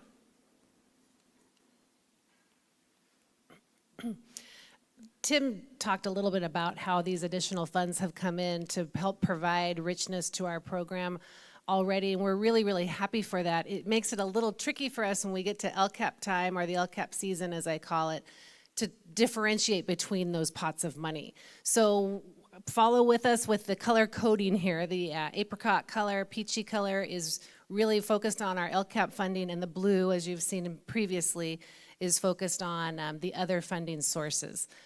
So as you can tell, it's very difficult when we meet with families. We wanted to show the blue because we wanted to show that their input has made a difference in what we've brought in with the other types of funding.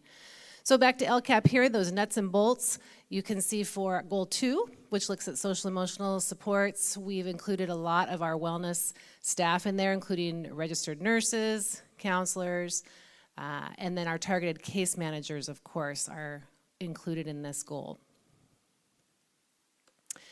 Here we are back to the blue that I just mentioned a moment ago. You can see, once again, quite a few services that are going to our students are funded from these enormous amounts of money right now that have come post-COVID that are coming into us, and we are leveraging them as much as we can.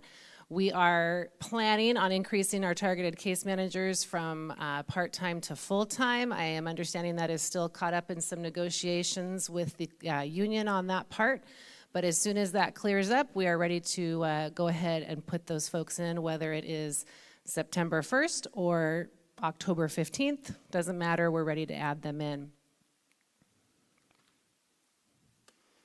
Any questions on goal 2? All right, Tim. Okay, goal 3 is regarding behavior supports for our students. You can see here, again, the LCAP funds used in the peach color. We're funding opportunity programs at Cal, and that says Chapman, but it's really at Neil Dow. It was too late to make the change when we caught that. Yeah, we'll make that change.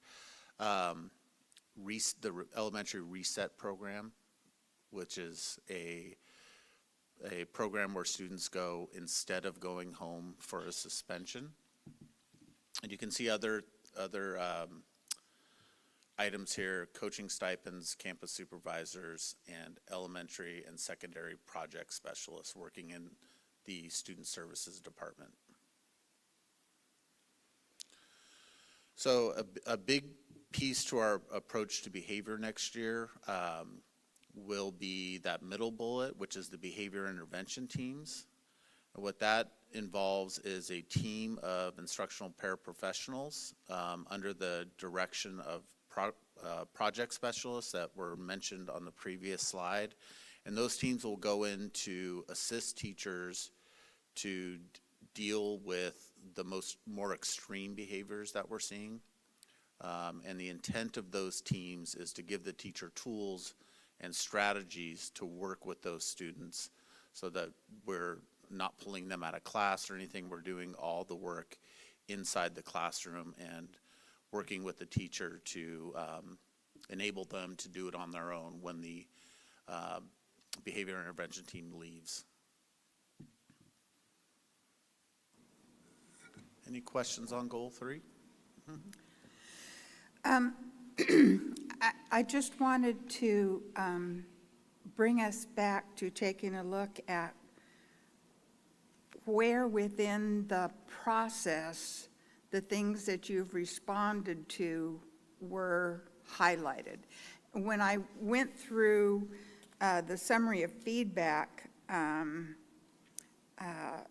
for specific educational partners, that's the overall umbrella.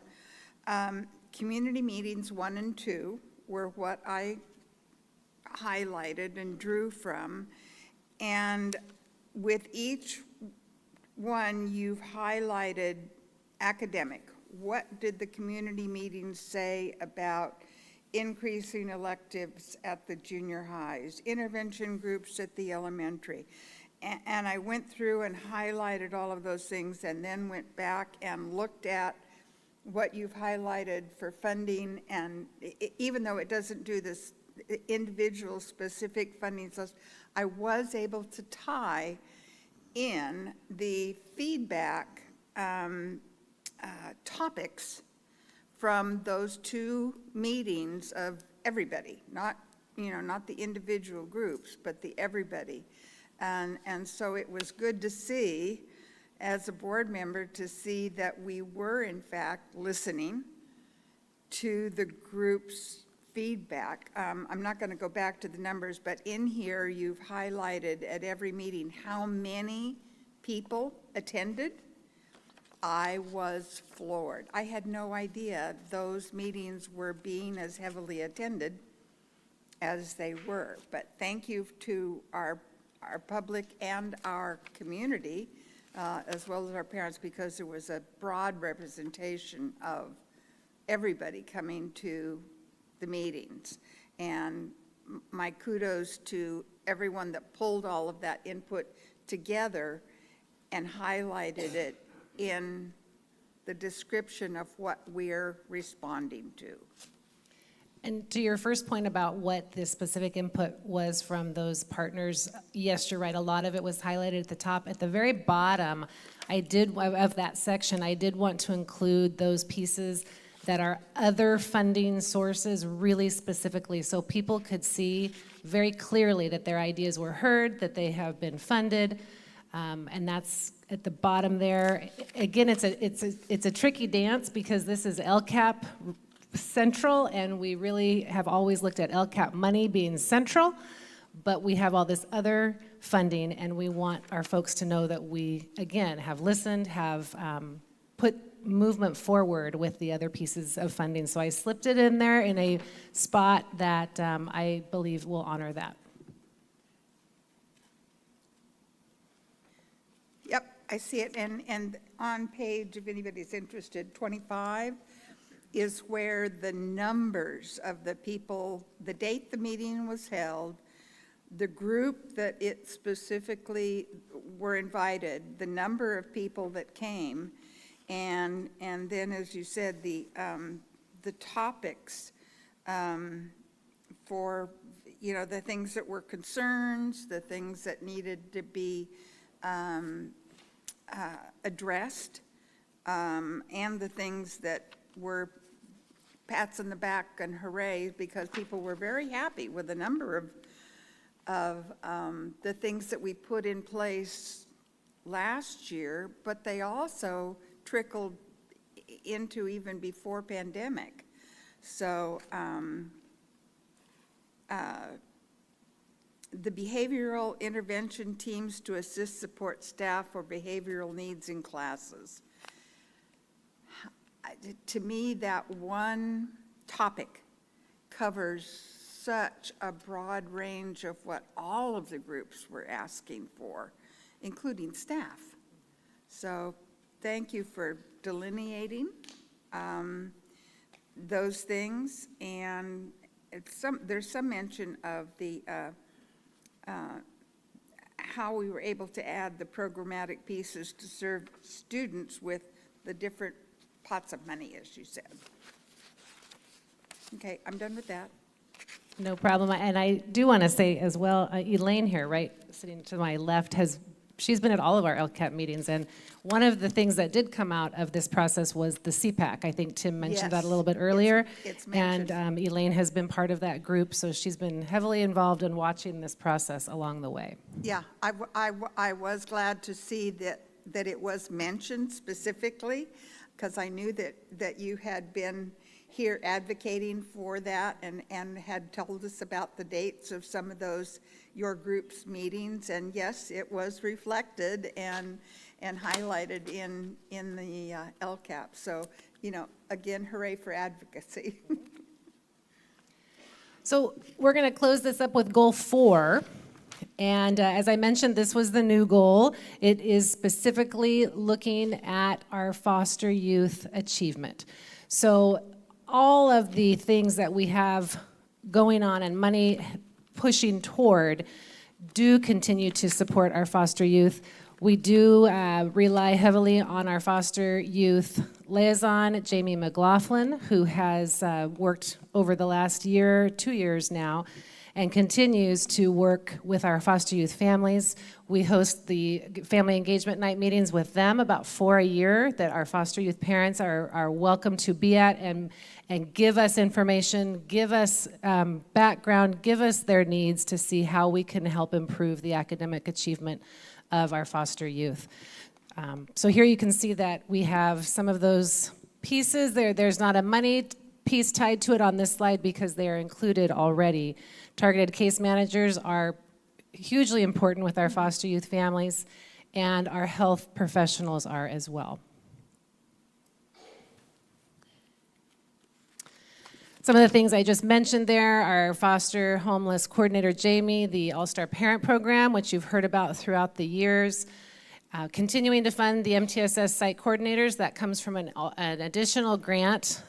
Those folks specifically look at academic achievement on their campuses and will specifically continue to look at foster youth so we can help to improve this goal of ours that we're in. PBIS, again, that increased targeted case manager, my fingers are crossed, as all of ours are, that will move through negotiations soon. Counseling additions, working with local transportation agencies, we're continuing to work with them. We secure bus passes and do as much as we can to get kids to school. And of course, the Community Schools Implementation Grant will be starting up next year.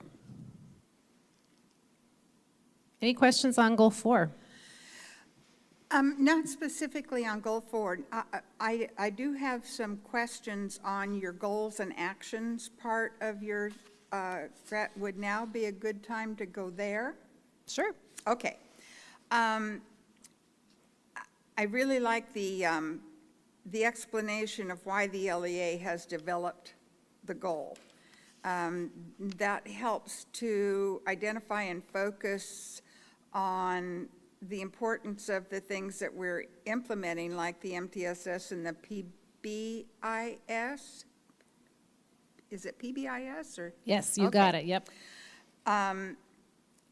Opportunities for differentiated instruction to meet varying student abilities, which also speaks to our special ed inclusion programs, reading pals, response to interventions, math labs, all of that stuff.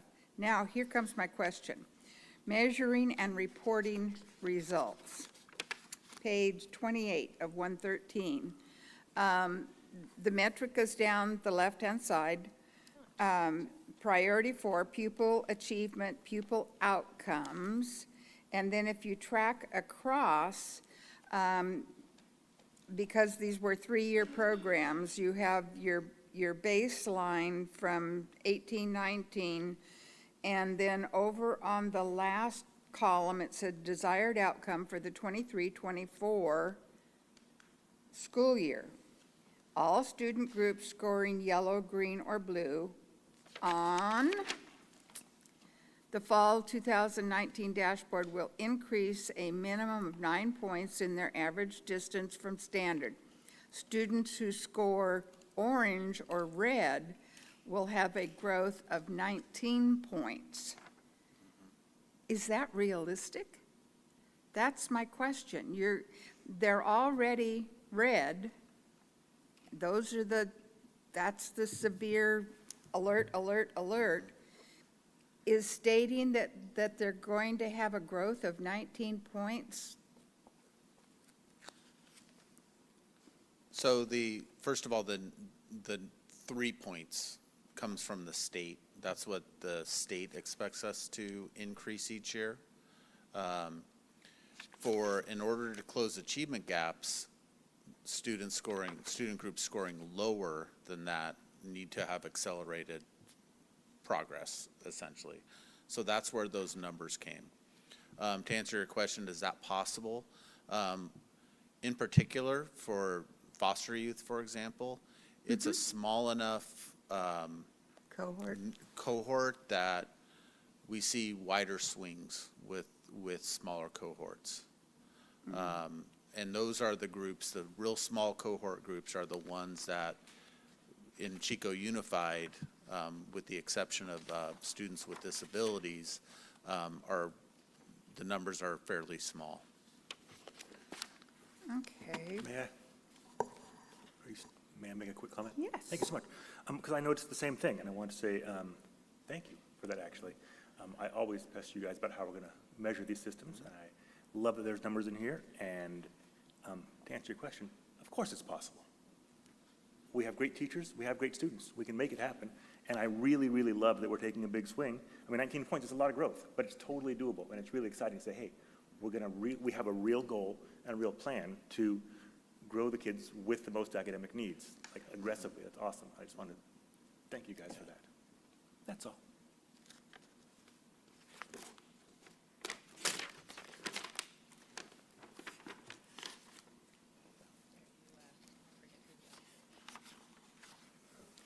Were you going someplace else?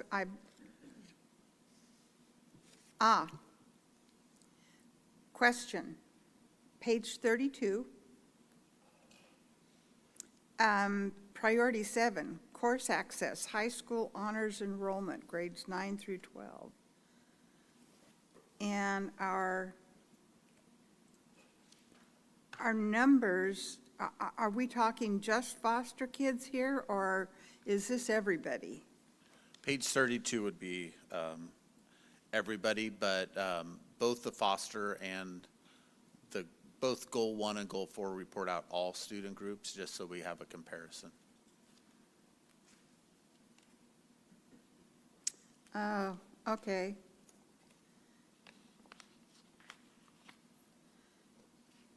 Okay, that was what I wanted. And on page 33, the pupil achievement, local indicator, graduation, A to G completion rate. Desired outcome. White, Asian, socioeconomically disadvantaged and all students will increase by 6 percentage points over 3 years. All other student groups will increase by 10 points over 3 years. Again, does this follow what your answer to Mr. Landau Yes, is? exactly. Is that a way of accelerating the enclosing of the achievement gap? Exactly. Love it.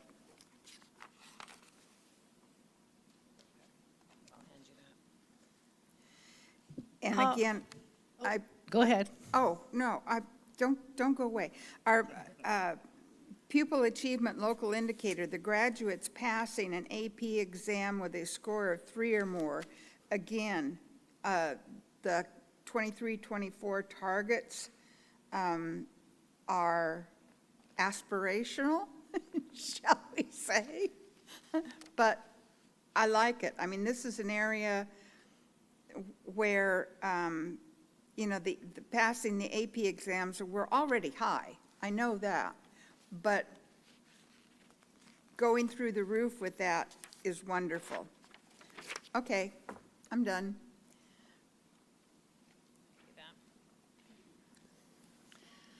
Okay, looking at 1, 2, and 3 collectively is what this slide does, and kind of puts it all together here that, as we know, these don't work in isolation, these goals. One can actually argue the importance of the goals, if academic really comes first or if others come first. The actual biggest goal that we have, as Tim mentioned earlier, is that our students are academically achieving so they can move on and do the great things that they are destined to do. So this looks at the whole child right here. So we look at diversifying our hiring pool by attending Chico State classes. Our Human Resources Department will be looking at that. Special Education Parent Advisory Committee, CPAC, which again, Elaine is a member of that group right here. The focused working groups for targeted student groups, including our foster youth and BIPOC families. We are making plans to include those coming up. The after-school program, monies have come in quite hugely this year, and we do have more schools having the after-school program free of charge to them, and increased health aid time is coming through to all schools at 6 hours, and PK Parent Engagement Resource, which will be a support for our families coming through again. So again, this gives you a big, broad picture of how these resources can help the whole child, academically, social, emotionally, and behaviorally. So to close this up here, the LCAP at a glance. We do have a parent and guardian community summary, which will be updated. It's our 2-page flyer that we've seen throughout the years. Can somebody click on that for me real quick, please? That would be super. I know it looks familiar to our board. We came up with this a couple of years ago. It just is a real quick snapshot, 2-pager, English and Spanish. It is on our website. It is at our schools. And then if we go back to the slide, right down below it, you'll see the community report. Last year, our board asked specifically, Tina and Tim, can we make this a little bit beefier than the 2-page snapshot, but certainly not anywhere near the 113 pages of scintillating reading that we all have for the LCAP. I know, you can be honest. We did that. We found somebody that what he does as a former superintendent is he puts together the LCAP in a nice, concise report of about 15 pages. So it's been well worth our while to work with him. He will put everything in. My question to him about 2 weeks ago was, can you put in our additional monies, even though it's not LCAP, because I didn't know how much of a rule follower he was. He said, I'll do whatever you need me to do, Tina. So all of our extra funding will come into, which ultimately will help our families understand these pots of monies and services better. So I'm very happy to work with him on that. Thank you for clicking on those. I think the last slide. Our next steps, you are familiar with this. We post the LCAP draft, which is what you all have seen. We post that on our website. We have a public comment period through this next week, and Tim and I will be back. If the folks do have questions, we encourage them to call, email, ask, write. You will get a response from us. I love talking about the LCAP, as does Tim. And we will be back next week. Yes? For the public comment period, are there multiple ways that the community could easily find how to provide that comment? It is on our website right now. I know that Erica's got her head down. She is our main controller of what comes in through our communications system. So it is all over the LCAP. If anybody's watching tonight and wants to look at it and make comment and either call us, email us, there's the email link right there that gets us right to it. They can send it directly to us. We're happy at any point to talk to anyone who needs assistance with it. I guess my more direct question as I'm looking at the LCAP page is just if there's any value in posting a button that just says comment on the LCAP here. I just don't, if I go here, I don't see anywhere to where it's guiding me to provide a public comment. I believe it is on the bottom. Erica, I know I hate to take you away from your, okay, we're following her, keep going, keep going, keep going. That's, wait, on the bottom of which page is it on? Are you on? Right here. So when I click that bit.ly, it just takes me to the LCAP. So am I supposed to click somewhere else? View LCAP meetings. Yeah, that wouldn't be intuitive to me to go there to give a comment on the LCAP.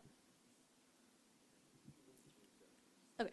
She's telling us it will be changed after this meeting. I believe we also did send it out in Aries Communication. It's set and ready to go out into Aries Communication. So it does go to our families. Yeah. Correct. This meeting has to happen first, which launches us into this next week. But as families are on vacation and staff is on vacation, they're probably not looking at our website daily. And I'm just going to go out on a limb here and assume, because Erica does such a good job of this, that it'll also be a pop-up when we click on just the Chico Unified website. Okay. Sorry for getting ahead of you, but you're way ahead of me already. So. Yeah, I understand. I think that was kind of my intent is I assume that this is going to be, but I just want to clarify that that's how it's going to be. So people can be prompted to give a comment on the LCAP, more or less, even passively, just by stumbling upon our website and going, oh, okay, Yeah. I can give a comment right now. What's Absolutely. this? Cool. Great. Thank you. That is all we have, Tim. Do you want to add anything? No, again, our thanks to the team that works behind the scenes on this. It's quite extensive, but it is a lot of fun to do, I will say. So thank you for your attention tonight. Thank you.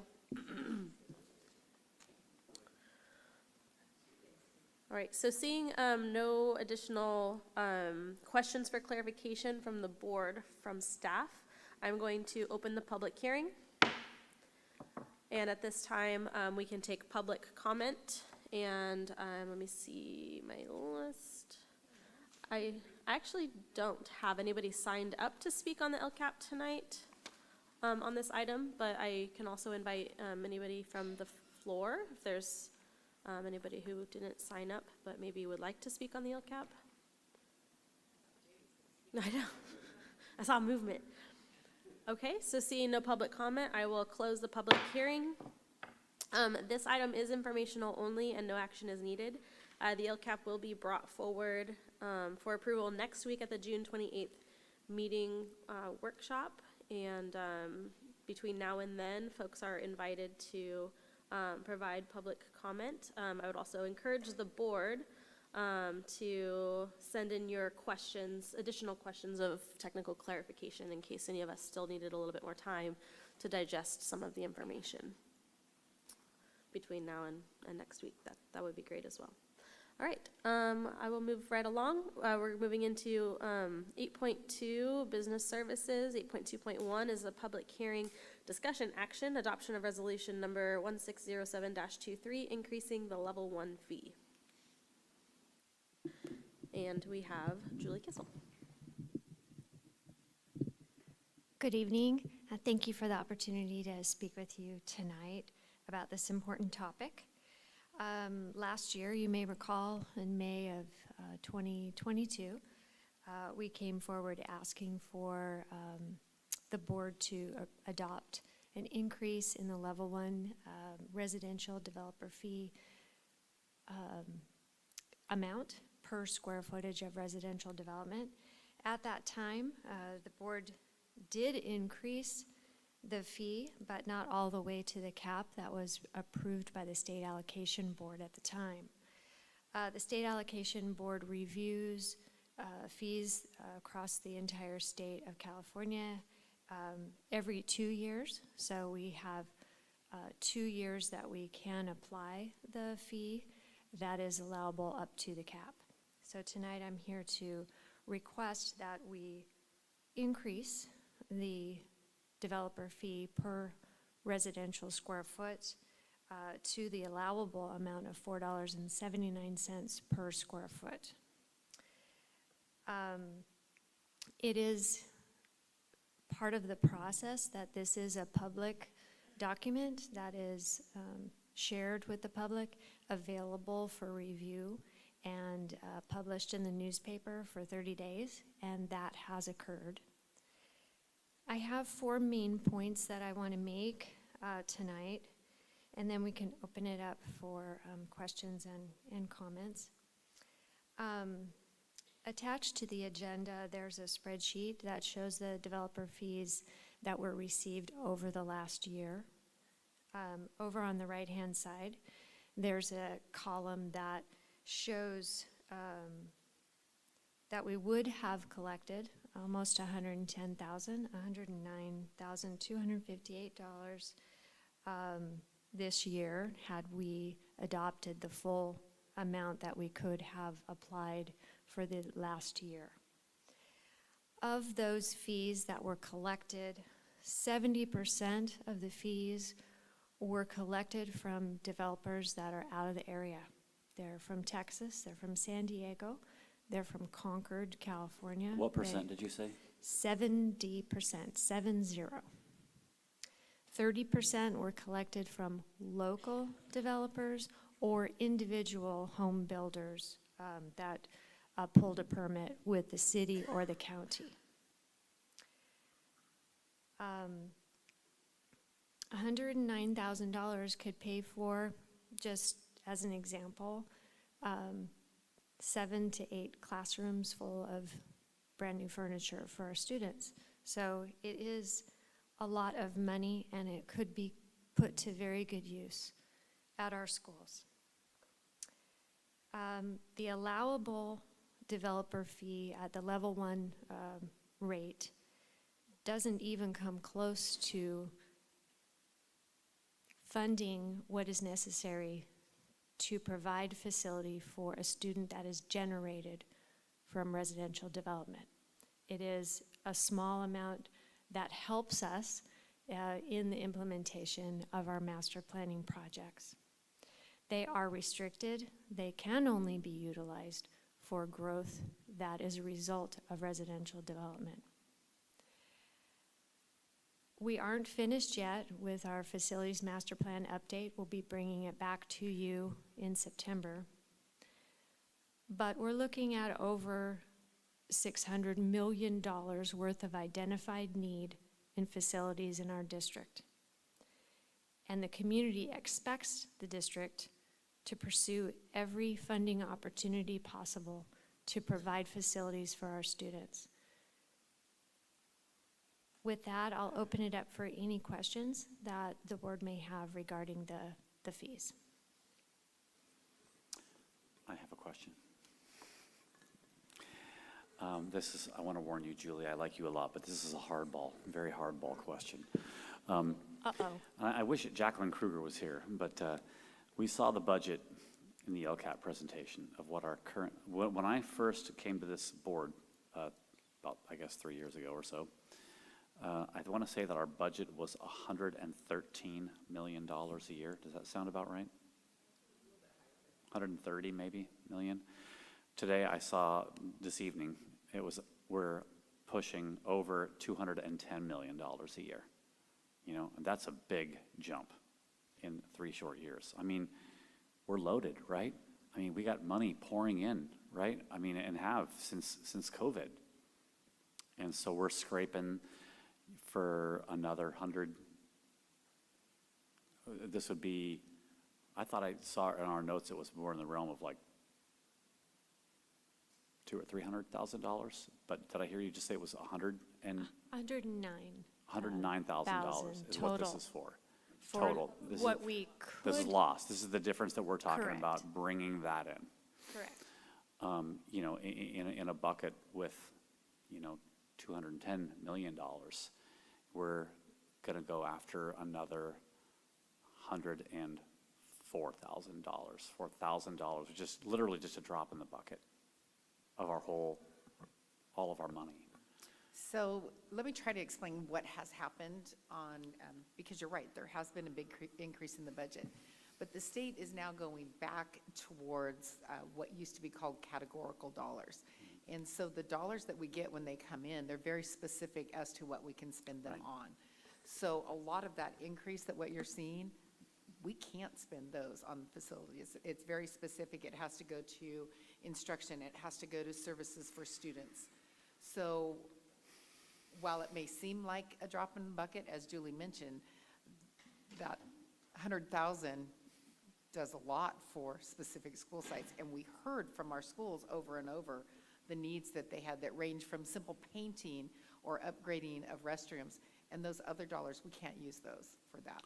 So in your opinion, you know, in all my tours of elementary schools, which are, we've got some ones that really need upgrades. You know, one of the worst examples of a school being kind of run down was the doors falling off the hinges at Rosedale. Made a big impression on me. Would this amount of money, you know, fix those doors at Rosedale? It would certainly go very far. Go a long on way, that. but it wouldn't Yes. necessarily solve just that one little problem. Every little bit counts, so I don't mean to invalidate what you're asking for. I really don't. You know, there's the argument that this will raise the cost of housing, which is already, construction is very high, you know? So I'm sensitive and mindful of the cost of housing as well and what impact this might have, you know? I've seen some compelling analyses of how, you know, another $5,000 added onto a house, or I don't remember the exact math. Maybe Ms. Toma will come out with some of those numbers. And I'd like to hear some of your responses to things that she's going to say. But yeah, I'm mindful that Chico Unified School District has a lot of money. Granted, the money is not earmarked for the sorts of things that we need in the realm of facilities, whereas this directly would be. But it seems to me that the intent in the law is to create capacity that is needed. Would you agree that that's sort of like, that this is, the idea is that as you're building new houses that presumably have kids in them, you able to use this money to create capacity that those children will be able to study in, right? Correct, but it is not limited to new capacity. Right. It can also be utilized for renovation of extreme aging facility like you were talking about at Rosedale. Yeah, right. But it is restricted to increased enrollment because of residential development, either new construction or renovation of existing aging facilities. Mm-hmm. And isn't it also true that we have quite a bit of capacity already at Chico Unified? We do, and as you saw in April and May, a lot of those facilities are in major need of renovation. I want to go back to your initial question about the funding, the flushness of the district in the COVID era with the funding of the special programs to help with learning loss and help with social emotional issues for students. Facilities are funded through bonds, through redevelopment funds, possibly, if they help our greater community, and developer fees. General fund money is not provided for facilities, where maintenance, a certain percentage is required to be in the district's budget for maintenance. But facility renovations, major capital projects are not funded with general fund at all. So the dollar amount that you're seeing in the LCAP, none of that money trickles to facilities. We have bond funds, we have some redevelopment funds, and we have developer fees. Those are the funding sources. One I failed to mention is state grant funds for facilities that we apply for. We also have those available to us, but general funds are not available for facilities projects. All right, thank you. Sure.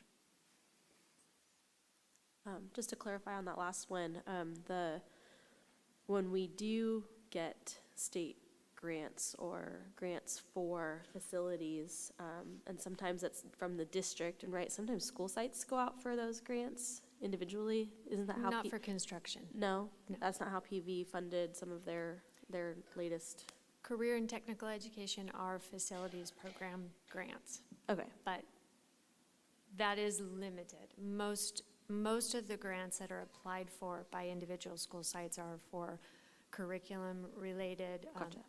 Teacher training, those sorts of things. They don't go into facilities. Okay, so district is at the district level is pretty focused where on that grant, those grant applications. My point that I'm actually trying to make is just that those typically require some sort of match funding, that come from our other two categories of monies, which is developer fees or bond money, correct? Yes, there's different ratios depending on the state funding, whether it's modernization, whether it's new construction, or whether it's career and technical education, 50-50 or 60-40. So the match money, we are lucky in our community of Chico that our voters have passed Measure E in 2012 and Measure K in 2016, because we have those dollars in our pocket to match. And so we're able to complete our projects and then get reimbursed by the state in the future. When you apply for the grants, the state facility program, we may not get those dollars back for 5 or 6 years. So we're lucky in our community that we have the bond dollars to use as a match.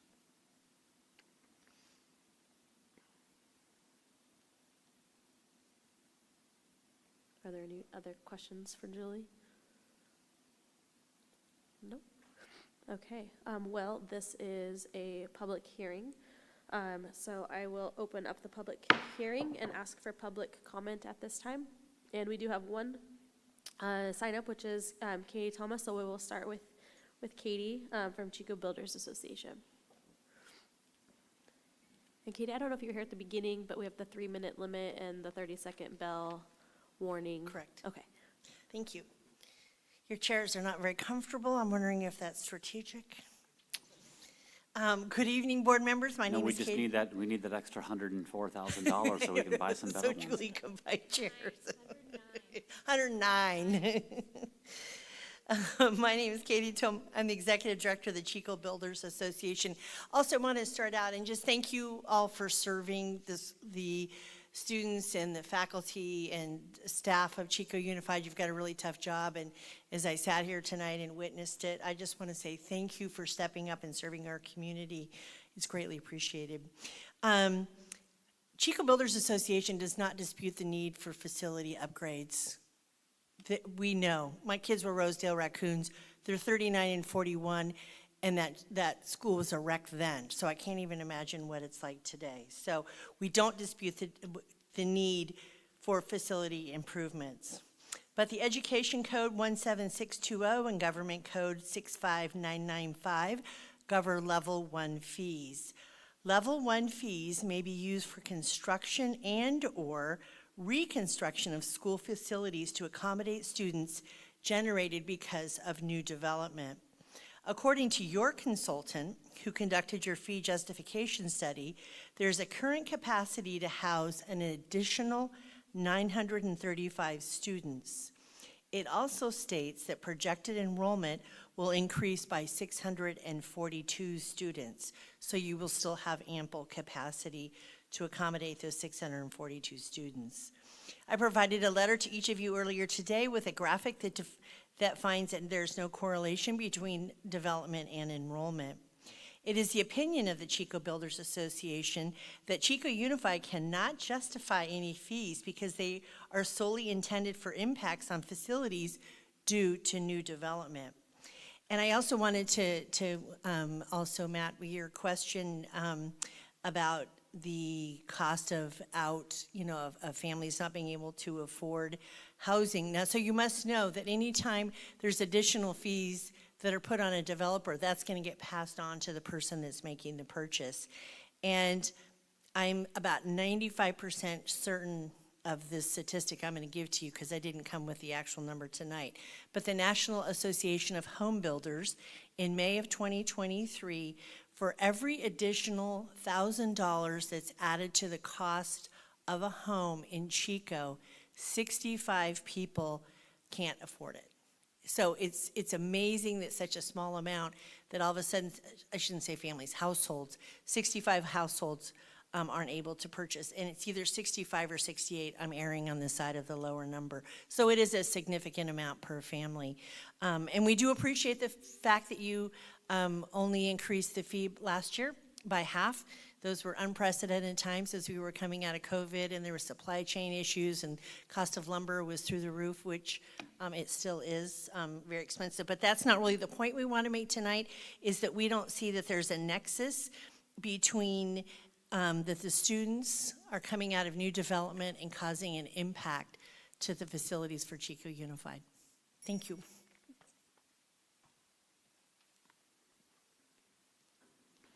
Do we have additional public comment for any folks in attendance? Okay, seeing none, I'm going to close the hearing. Oh, sorry, I was about to read the wrong thing. Does the board have any motions associated with this item? Well, actually, before we do, I have I don't know if it's appropriate. I have a question that I would like to ask Ms. Toma, actually, regarding the graphic she sent, because I'm just trying to make sure I'm interpreting it correctly. I think that's appropriate. May I? Okay, thanks. The graphic you sent us purports to show, and I'm sure it does, total units permitted mapped against total enrollment of Chico Unified. And towards the end there, there's a precipitous drop in the number of units permitted as we go into the future. Is that simply because they haven't? Because Chico doesn't have any land to develop, honestly.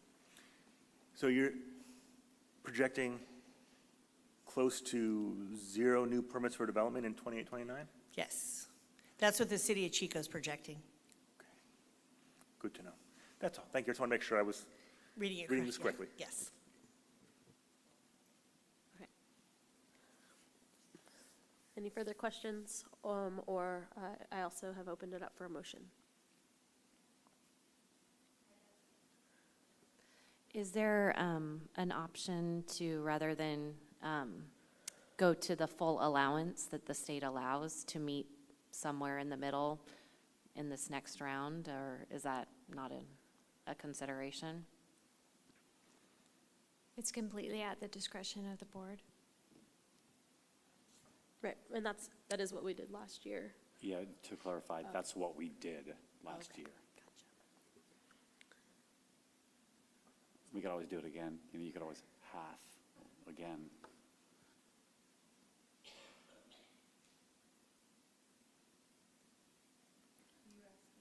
I'm asked for a motion twice now. Yes, Member Robinson. Thank you, Mayor. I move approval of resolution number 160723, assessing our full allowable amount at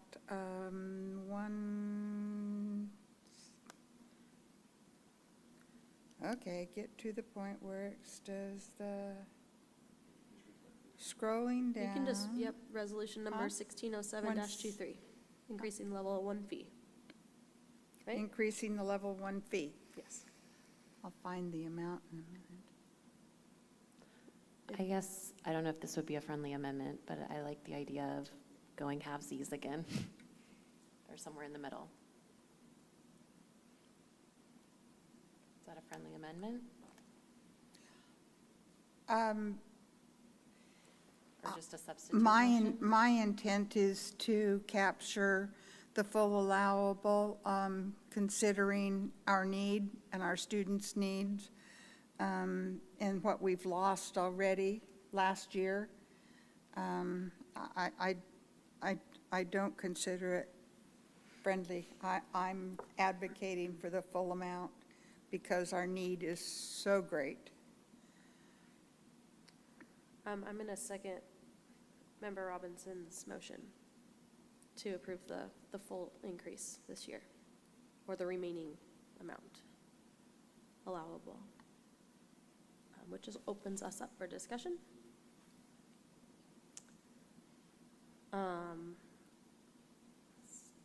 Quiet.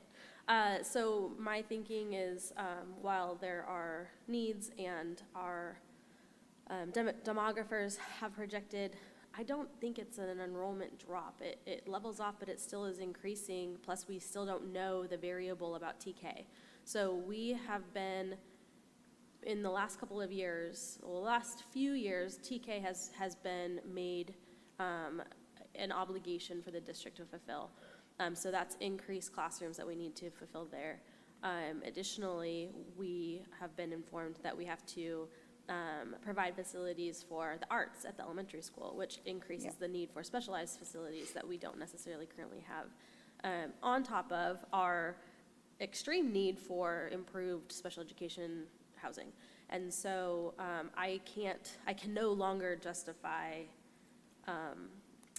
weighing the needs of some members of our community to save a few $100s on their annual taxes, which, you know, those of us who own land, like, we pay taxes, and it sometimes does hurt when it comes up a lot.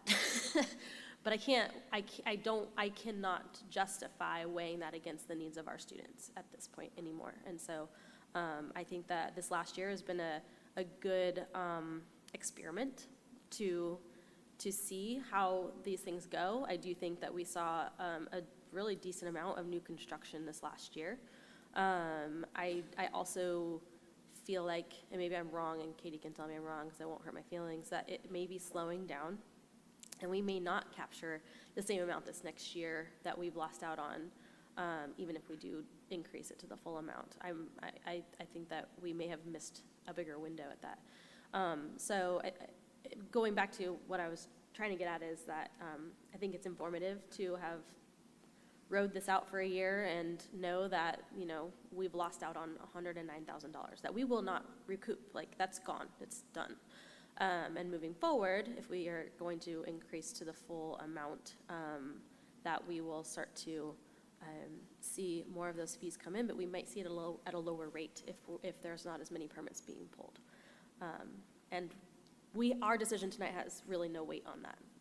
I don't believe that us increasing developer fees tonight is going to cause folks that are pulling permits to hesitate or slow down that process, based on inference alone, really. So yeah, that's my reasoning for seconding Ms. Robinson's motion.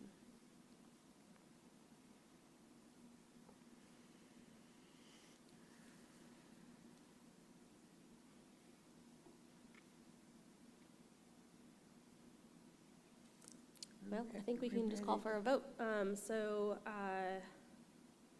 I'll start. We're going to do a voice vote because I really don't remember how we voted last time, and I'm not going to go back in my notes. This is to approve the increase in developer fees to the full amount allowable by law. Dalby, aye. Robinson, aye. Conkin abstain.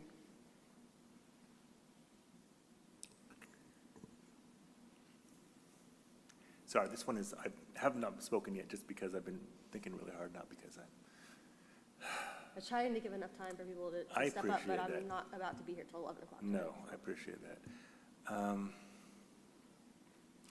Lando, aye, with some trepidation. Tennis, nay. I still stand in support of our builders. I do.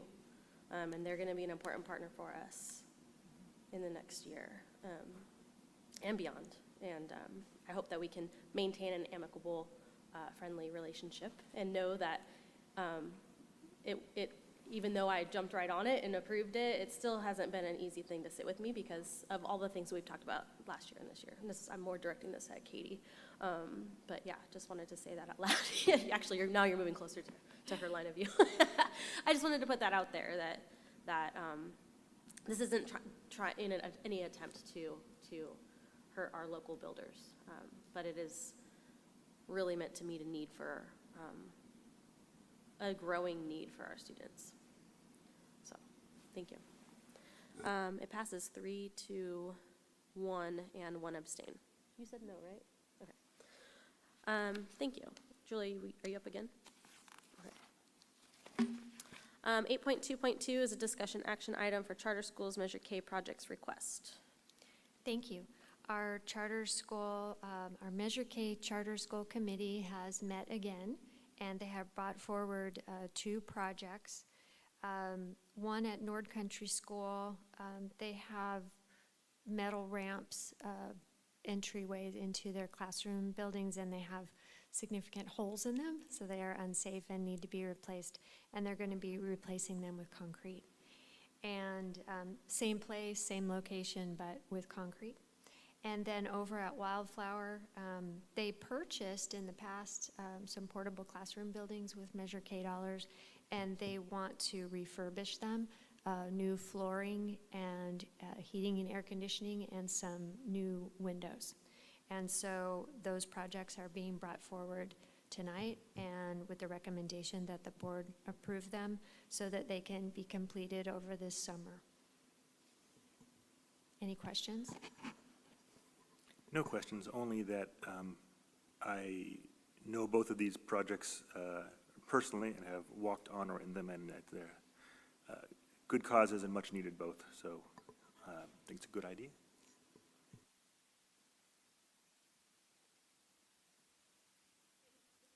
Seeing no further questions, I will open it for public comment. I'll move that we, what's what I'm looking for? We accept these requests and fund them as requested. Second. Great, we have a motion by Mr. Lando and a second by Ms. Conkin to approve item 8.2.2. We'll start with you, Mr. Lando. Lando, aye. Tennis aye. Oh, Dalby, aye, sorry. Robinson, aye. Conkin, aye. I don't know if I spaced out. I'm starting to get a little fatigued. Okay, moving right along. 8.2.3, discussion action, California Water Service Company easement for McManus Elementary School. Thank you. So over at McManus, in the middle of North Avenue will be a connection to water that will run across campus to feed a fire hydrant for the new kindergarten wings. And in order for Cal Water to service that line and that hydrant, an easement is necessary. So that's why we're bringing this forward this evening, and we recommend approval of the easement. I'm seriously into this one, so I'd like to make the motion that we approve the water line easement. Do you need to abstain for conflict of interest? No, I think Cal Water's a private company, and yeah. I'm just teasing. I don't think we have any questions for clarification. Do we have any public comment on water tie-in? Okay, we have a motion on the floor. Seconded. Oh, beat me to it. Mm-hmm. All right, Mr. Orlando seconded. We will start with Mr. Tennis. Oh, wait. We all agreed. Yeah, we're unanimous. Thanks for keeping me on track on that. For all those in favor, please say aye. Aye. Opposed? All right, it's unanimous. 8.2.4, discussion action on resolution number 1612-23, adopting updated pre-qualification questionnaire and uniform system of rating pursuant to Public Contract Code sections 20111.5 and 20111.6. Sounds complicated, but it's not really very complicated. Back in 2014, state law began requiring school districts K through 12 and community colleges to undergo a pre-qualification process for any projects that are funded with state funding, to undergo a pre-qualification process for general contractors with an A or a B license and certain subcontractors that are doing important and high dollar work like electrical and mechanical, underground utilities, those sorts of things. Back in 2014, we brought a resolution forward to the board that was reviewed and approved and has been utilized over many years. We are updating the resolution and the uniform application process that the contractors go through. We are required to, at a minimum, utilize what the Department of Industrial Relations requires. And that is what you see in front of you, is the minimum requirement that we have according to the state law. We feel that we want to encourage active competition on our construction projects, so we do not want to deny any company's opportunity to bid on our projects, so we attempt to keep these requirements very minimal. We go through the pre-qualification process once a year, and then we do it again per project for those larger projects that are over $1 million. So you have in your board packet the questionnaire, the resolution and the questionnaire. There are highlighted sections in there. Part of the resolution is saying that the board is agreeing that those highlighted sections can be altered at the discretion of the district depending on the project. So for instance, McManus, it's a $32 million project. It's a very large project for our area, and we want to make sure that the bidders have the financial backing to perform on a project of that size, and we want to make sure that their subcontractors are also reliable and stable firms. So for instance, we required on that project that the companies be able to bond for a certain amount to make sure that they could cover the costs of cash flowing a project. So those are the types of things that we change when it's a project-by-project pre-qualification process. So I'll open it up to any questions that you may have regarding that.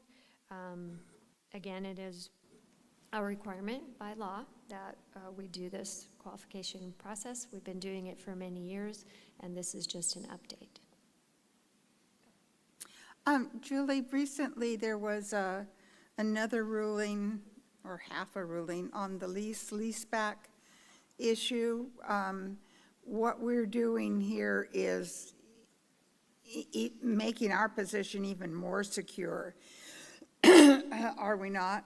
In the problems with the leaseback issues, we're in pretty good. The lawsuit that you're referring to from Fresno Unified Right. School District, this process has no bearing on the points that were raised in that lawsuit. Okay, thank you. Is this a process that we are required to update at a specific interval, or was there something that triggered us to want to update this? Thank you for asking that. I should have said that the DIR had changed their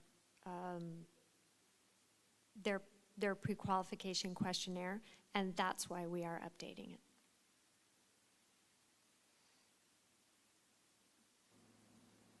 Ms. Robinson? Not yet? Nope. Nope. I was just making sure that nobody has any questions still. Do we have any public comment? Now I will open it up for a motion.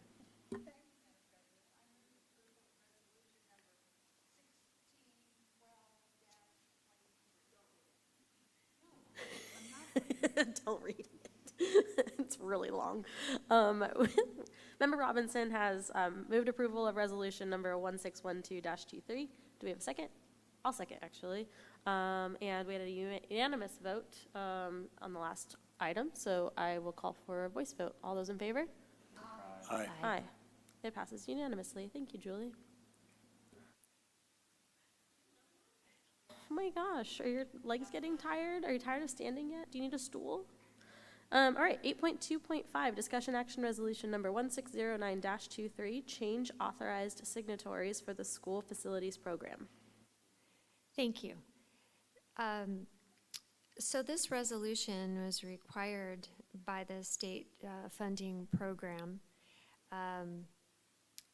They want to ensure that those individuals approved by the board and allowed to sign documents for the state facility program understand the commitment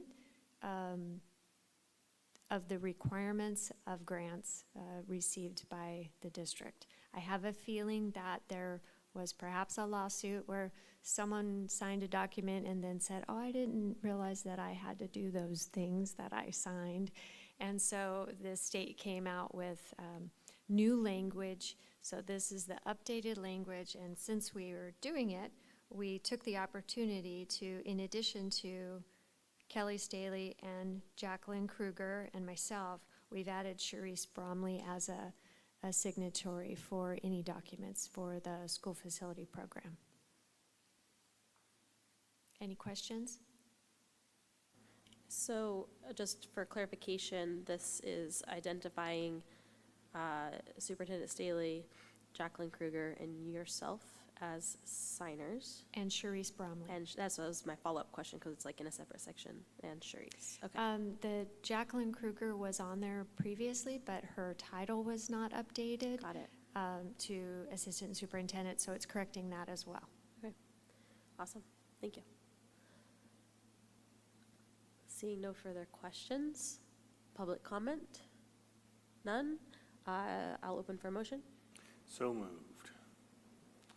I'd just say move adoption of resolution 160923.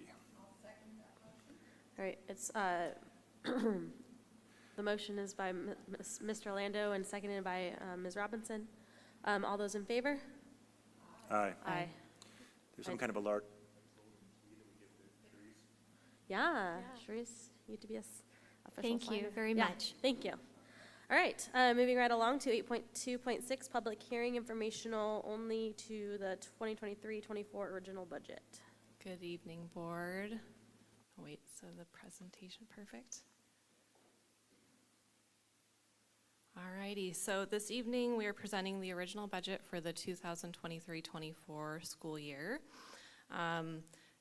Just so you guys know, this is the timeline that we look at pretty much every year. So every year the governor comes in January, gives a preliminary budget.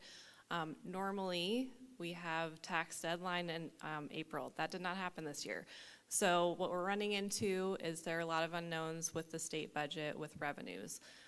We will keep our ears to the floor and let you know if any changes come. Right now, we're kind of in the middle of the timeline where the legislature has approved their budget, and we're waiting for the legislature and the governor to finalize what will be the 23-24 final budget. So there's a very good chance we will have to come back to you with a 45-day update, and Marie will speak to that a little bit later. Okay, so some major assumptions when we built our original budget. Part of that is the local control funding formula. We base this on the governor's budget, and he estimates a cost of living adjustment of 8.22. Our funded average daily attendance, last year the cost allocation changed, and so right now we're currently using the three prior year average. So we're estimating 11,218 for our ADA. Unduplicated students, we estimate the percentage is going to be about 56.52. And then our salaries and benefits are all the positions that we knew of as of May 23rd, and that includes vacancies that we're hoping to fill this next year. This also includes state funding and federal funds with grants, and any of the proposed reductions along with those grants that the governor included in his May revise. Let me know if you guys have questions as I'm going. Okay, so these two charts, we started this in February when we came to with our budget, so you can see a visual representation of our actual enrollment, which is that orange graph, and then the green graph shows our funded enrollment. So as you can see, if we have large drops, the cost allocations help us to kind of weather the storm.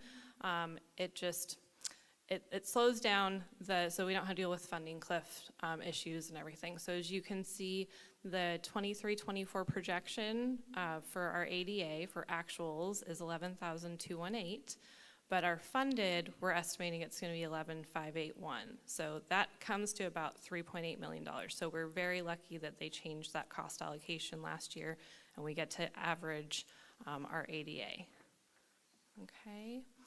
And this is a visual representation of our unduplicated percentage. So those purple bar graphs, that's our current unduplicated pupil percentage. So we have the actuals through 22-23 and then our projection for next year. The main thing I wanted to point out with this is, as you can see, we had a large spike in 2021-22. But the 3-year average is what the state funds us off of for unduplicated pupil percentage. So we will finally have a flip next year where our current estimate for next year of our unduplicated percentage is actually going to be a little bit lower than 3-year average, and that's because of that large spike in 21-22. So that helps us with our concentration dollars and to help support our high needs students. Okay. So this is all of our PERS and STIRS cost estimates. Down at the bottom there, you can see the rate changes.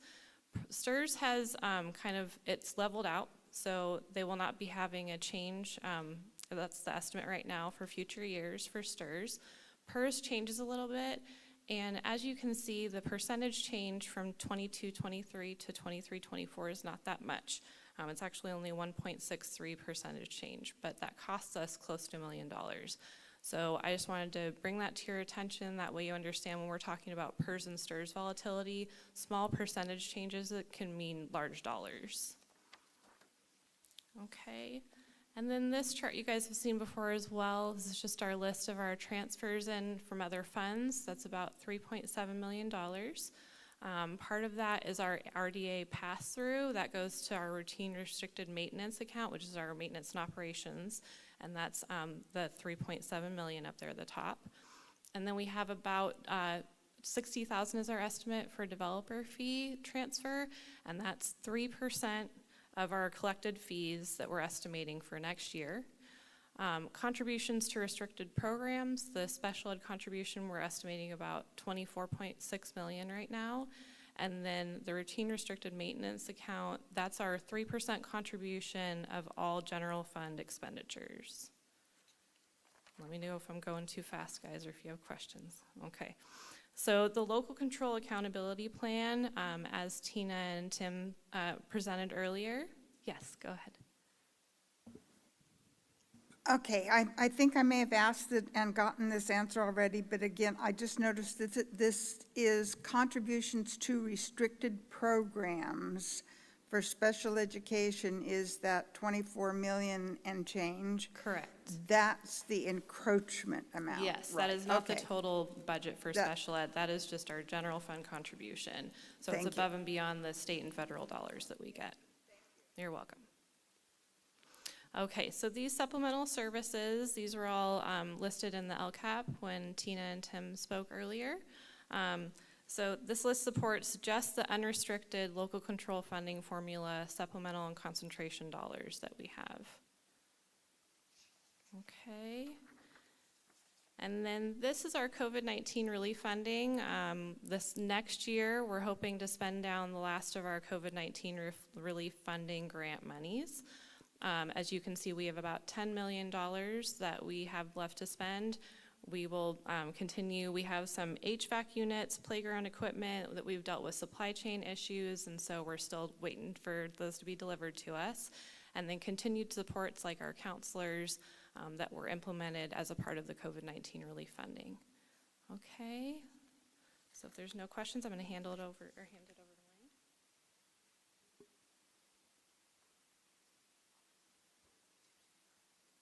All right, let's look at our general fund income statement. So on the left-hand column is our unrestricted general fund budget. So that is our revenues from our local control funding formula. That's our unrestricted dollars. And we are predicting a positive $2 million change in fund balance. The middle column is the restricted dollars. I just want to say about this that restricted dollars are mostly self-balancing grants. So we tend to receive cash in one year and then spend the money in another year. So they tend to go up and down as far as the negative to positive swing in fund balance. So this does not represent a loss to the district. Next, this is another look at our unrestricted fund balance. You can see the net increase of $2 million down there in the middle. That's what we just showed you on the previous slide. This is just highlighting that included in that budget are a lot of items that were one-time in nature that are not part of our current operations. So if those were taken out, our net increase in fund balance would have been closer to 5 million. This is just a pie chart representation showing that the vast majority of our revenue is from the LCFF, of our unrestricted revenue. And as you know, that is derived from our average daily attendance. And this is a snapshot of our unrestricted expenses. We're in the people business, and all of the green items together are salaries and benefits. So that represents 88% of our total unrestricted expenses. All right, so we're going to start talking about our multi-year projection. We have some notes. Okay, enrollment and average daily attendance projections are based on historical trends, noting the COVID-19 impact on the prior years. So we are projecting a slight ADA decrease and slight decline in enrollment in the future years. Because of that, we are also projecting a decrease of 2 certificated full-time employees if those enrollment projections do come to fruition. As always, we increase the budget for step and column. We account for changes in employee benefit rates, inflation for utility costs, and other costs. This year, we also budgeted a decrease in the LCAP positions due to the reduction in the concentration dollars. That's what Charisse was talking about earlier in the unduplicated pupil percentage slide. We had that spike in 21-22, and we don't really know where that's going to land. Then we always have retirements. Retirements always mean that typically the outgoing staff retire at those higher steps. Incoming staff are younger, and they are on the lower end of the salary schedule, so we have a net savings there.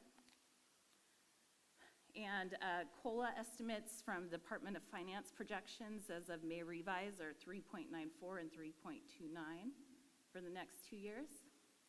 And we are budgeting an increase in 1 TK class.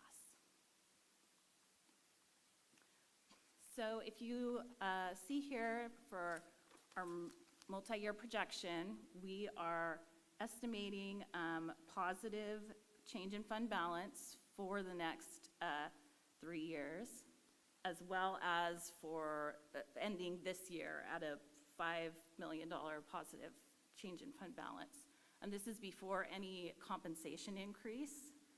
So this will change depending on if a compensation agreement is agreed to.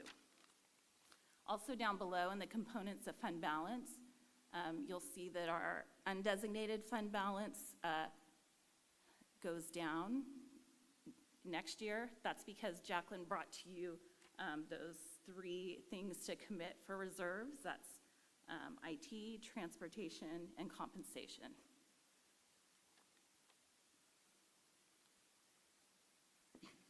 This is our cash flow graph that we always bring to you. You can see the trends on this are always easy to predict. Everything goes down in November, then in December we receive property tax and state aid influx of cash, so we go back up, and then we start to decline again, and then another property tax influx in April. The other thing about this is we have really good reserves, so we won't have a cash flow issue even if we potentially have deferrals. All right, going forward, right now, as Cherie said, the governor and legislature are negotiating the budget. We will have a budget approved by June 30th. And at that point, if there are material changes to this budget that we presented to you, we'll bring it forward for a 45-day update. That'll be in August. And then we are uncertain about what's ahead for us. There's the health of federal and state economies, the impact of delayed state tax receipts, inflation, supply chain issues continue to be an issue, stock market volatility, Student attendance, before COVID, we were right at that 95.5%. You could kind of bank on it, and we're not back there yet, but we are moving up. And then this is the final year of COVID-19 relief funding. Business services and ed services have been working together on continuing to provide those supports and how those will be funded. So, and then moving forward, we will be back in 7 days to ask for approval of this budget.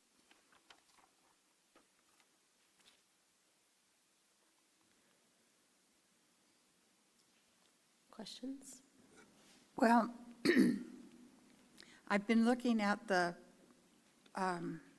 accounts of the negotiations that are going on between the legislature and the governor, and also the governor's trying out, floating a balloon on what to do about housing being financed out of state dollars that may or may not materialize. So that makes me a little nervous because of what's happening with, with the economy and stuff. But I trust that we've had enough experience with that kind of stuff since the crash that we're being careful. Right. Am I? There's a lot up in the air right Yes. now between the two. So yeah, we'll have to see where things hash out. But we have healthy reserves. Yeah. Okay, well, this is a public hearing, and so I will open the hearing and ask for public comment. Seeing none, I will close the hearing. And this is informational only, so no action is needed at this time. The 23-24 budget will be brought forward next week at the June 28th special board meeting and workshop. Sharice, you're up again with 8.2.7 public hearing, informational 23-24 education protection account. Yes, so every year when we bring our budget to you, a part of that is estimating what we will receive under the Education Protection Account, or EPA. These are not new funds. They were voted on back in 2012 under Prop 30. And the EPA dollars are the first funds that we receive as a part of the local control funding formula, and then the state backfills the rest of it with unrestricted dollars. Chico Unified spends these dollars on certificated staff expenditures, and so it's a part of the budget that we just presented to you, but we just have to do this disclosure to show how we're going to be spending these dollars. So this is informational only as well, and we'll need a public hearing on it as well. Seeing no questions from the board, I will open the hearing for public comment. And we have no public comment, so I'll close the hearing. And again, it's informational only, no action is needed, and this will also be brought forward for our approval next week. And moving on to 8.2.8, public hearing, informational, 23-24 original budget reserves disclosure. Alrighty, last one for me tonight, guys. So once a year, we are required to present a document that substantiates the need for an assigned and unassigned ending fund balance in excess of the minimum recommended reserve amount, which for a district our size is 3%. As part of the 2023-24 original budget, we are estimating a total assigned and unassigned ending fund balance of approximately $18.8 million, which equates to about 8.92 of our general fund expenditures. Included in this ending fund balance, we show that the minimum reserve amount of 3% will be about $6.3 million. And along with the 3%, the board has taken action in the past to reserve an additional 2% and also set aside some one-time monies just so we can weather storms as they come up for times like this where we have no idea what the state's going to do. So these reserves will help with potential cash flow issues as well if we do run into a cash deferral issue in the future. So same with this one, it's informational only for you tonight. Any technical questions from the board? Seeing none, I'll open it for public comment. Seeing none, I'll close. And again, this is informational only, so no action is needed. This will be brought for approval to the board next Wednesday at the June 28th special board meeting. Correct. Thank you, board.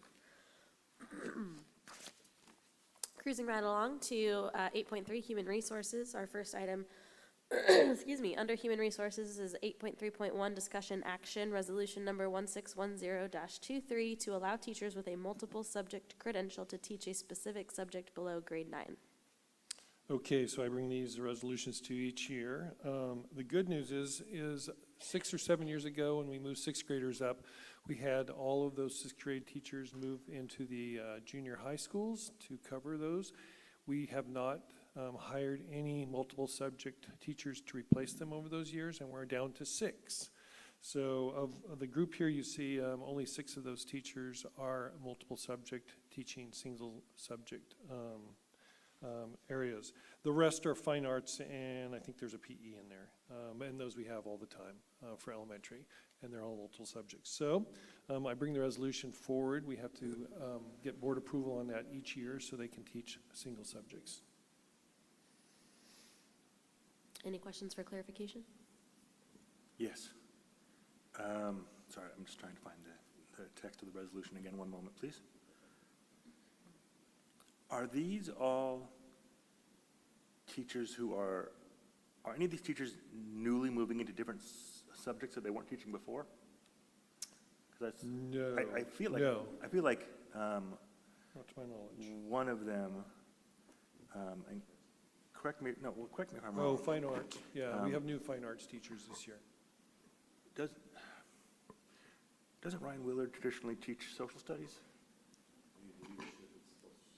Yeah, he actually Is he taught, switching over? he taught science He did before? also Okay. when he came to Marsh for the first few Okay. years. And then he was able to transition over to just social studies Okay. and leadership. And then Yep. I didn't know, I actually saw his name on here. I didn't know he was going to be taking on science again this year. But yeah, he has done it a couple Okay. years, but it was when he first moved over to Marsh. And same with Mr. Oliver. I feel like I haven't seen him connected to English before. Yeah, I couldn't tell you off the All top right, of my sorry, head. I'm just thinking out Yeah. loud because I appreciate that this list is getting smaller, but, I don't. In 3 junior highs, we were down to 6, 6 of them that are teaching subjects other than fine I arts. just want to make sure it continues to get smaller. We're not Well, and I think that letting mission creep happen. another piece that might be helpful to know for our knowledge or just for whatever's sake, and maybe not on the resolution itself, is how many FTE they're actually doing. Because I'm sure that Judy Haas is not full-time junior high computers, and I'm sure that Ryan Willer is not full-time sixth grade science. So, I mean, not that it's totally relevant in passing it, but just it gives us a little bit of a clearer image of what teachers are working slightly outside of their fully credentialed certifications, even though they're qualified still, if that makes sense. I would, and again, this is a guess on Judy Hassett, she may be all computers. The reason being is if she has a multiple subjects credential, we have to list here what she's going to be teaching. Yeah, but she's a science teacher. That's why I specifically said hers, because I know she's a science Yeah. teacher. I think for she's sure. teaching science in the one One period computers, of yeah. computers. No, so she's single subject. Yeah. So yeah, it would be nice to see over time the total FTEs of teachers outside their fully credentialed area shrink. And maybe because we're assisting them get fully credentialed in those topics over time, if they want to go that route, or they, go to full-time FTE in their fully credentialed area. They tend not to want to go back to school. We typically lose them through retirement, resignation, or some have gone back to elementary school. Yeah, and from my perspective, I don't feel as strongly about that on this particular topic. I do feel a bit more strongly about it on the next agenda item. But I do recognize that a multiple subject credential at least gives many teachers a good understanding of a lot of topics, and so being able to hone in on a specific subject is not necessarily out of their wheelhouse. And remember, 6 or 7 years ago when we transitioned, It was a the lot. district entered into a bargain Yeah. that they would go. Yeah. And Yes, because the we list need- has shrunk, Yeah. and I'm sure Yeah. the FTEs have also probably shrunk Right. significantly. Correct. And again, this is in no way impugning the teaching abilities of any of these teachers. I just, Yeah. we will all feel better, I think, when everybody is teaching exactly within their credential, just because it, Absolutely. And Yeah. we have not hired any multiple subject Yeah. at junior high since, so. I just don't want to give you a hard time about this every Yep. year, so. Yep, I know. We could probably just replay this and conversation Next from year it'll last be year. John sitting And, here. yeah, so. right, and just for like, community transparency, any person can look up a teacher's credentials. And so if they look up one of these teachers, for science, Dan Linville, for example, I have no idea who Dan is, sorry, Dan. And they're like, oh, this is my kid's 6th grade science teacher. I'm gonna make sure that they're a fully credentialed teacher. And does it come up on the CTC website? Yeah, website as being qualified to teach science? Question mark? What was the question? If a community member wanted to look into whether their kid's science teacher, 6th grade science teacher, is credentialed in science, would that show up, when they go to look that up on this, if somebody were to have the savvy to want to look that up on this CCTC? No, and that's why we have to have a resolution to show that they took the necessary Right. units that Ed Code requires. Totally, and I board approval. understand our Yeah, approval yeah, process, and yeah. that makes them approved, and that it's all well and good, but for transparency's sake, it may be that community member starts to say, oh, my kid's teacher isn't even qualified to teach this science class, and then it becomes like a one-off, sometimes it just takes one instance for that to pop off in the public forum. I'm not saying that that's on us, According we've to done the- our due diligence. I'm According to just- the state of California, they are qualified if they take Right. the necessary units. But there's no way for somebody to fact check that. Correct. unless they go through our unless minutes. they ask us. That's true. That's Yeah. true. Yep.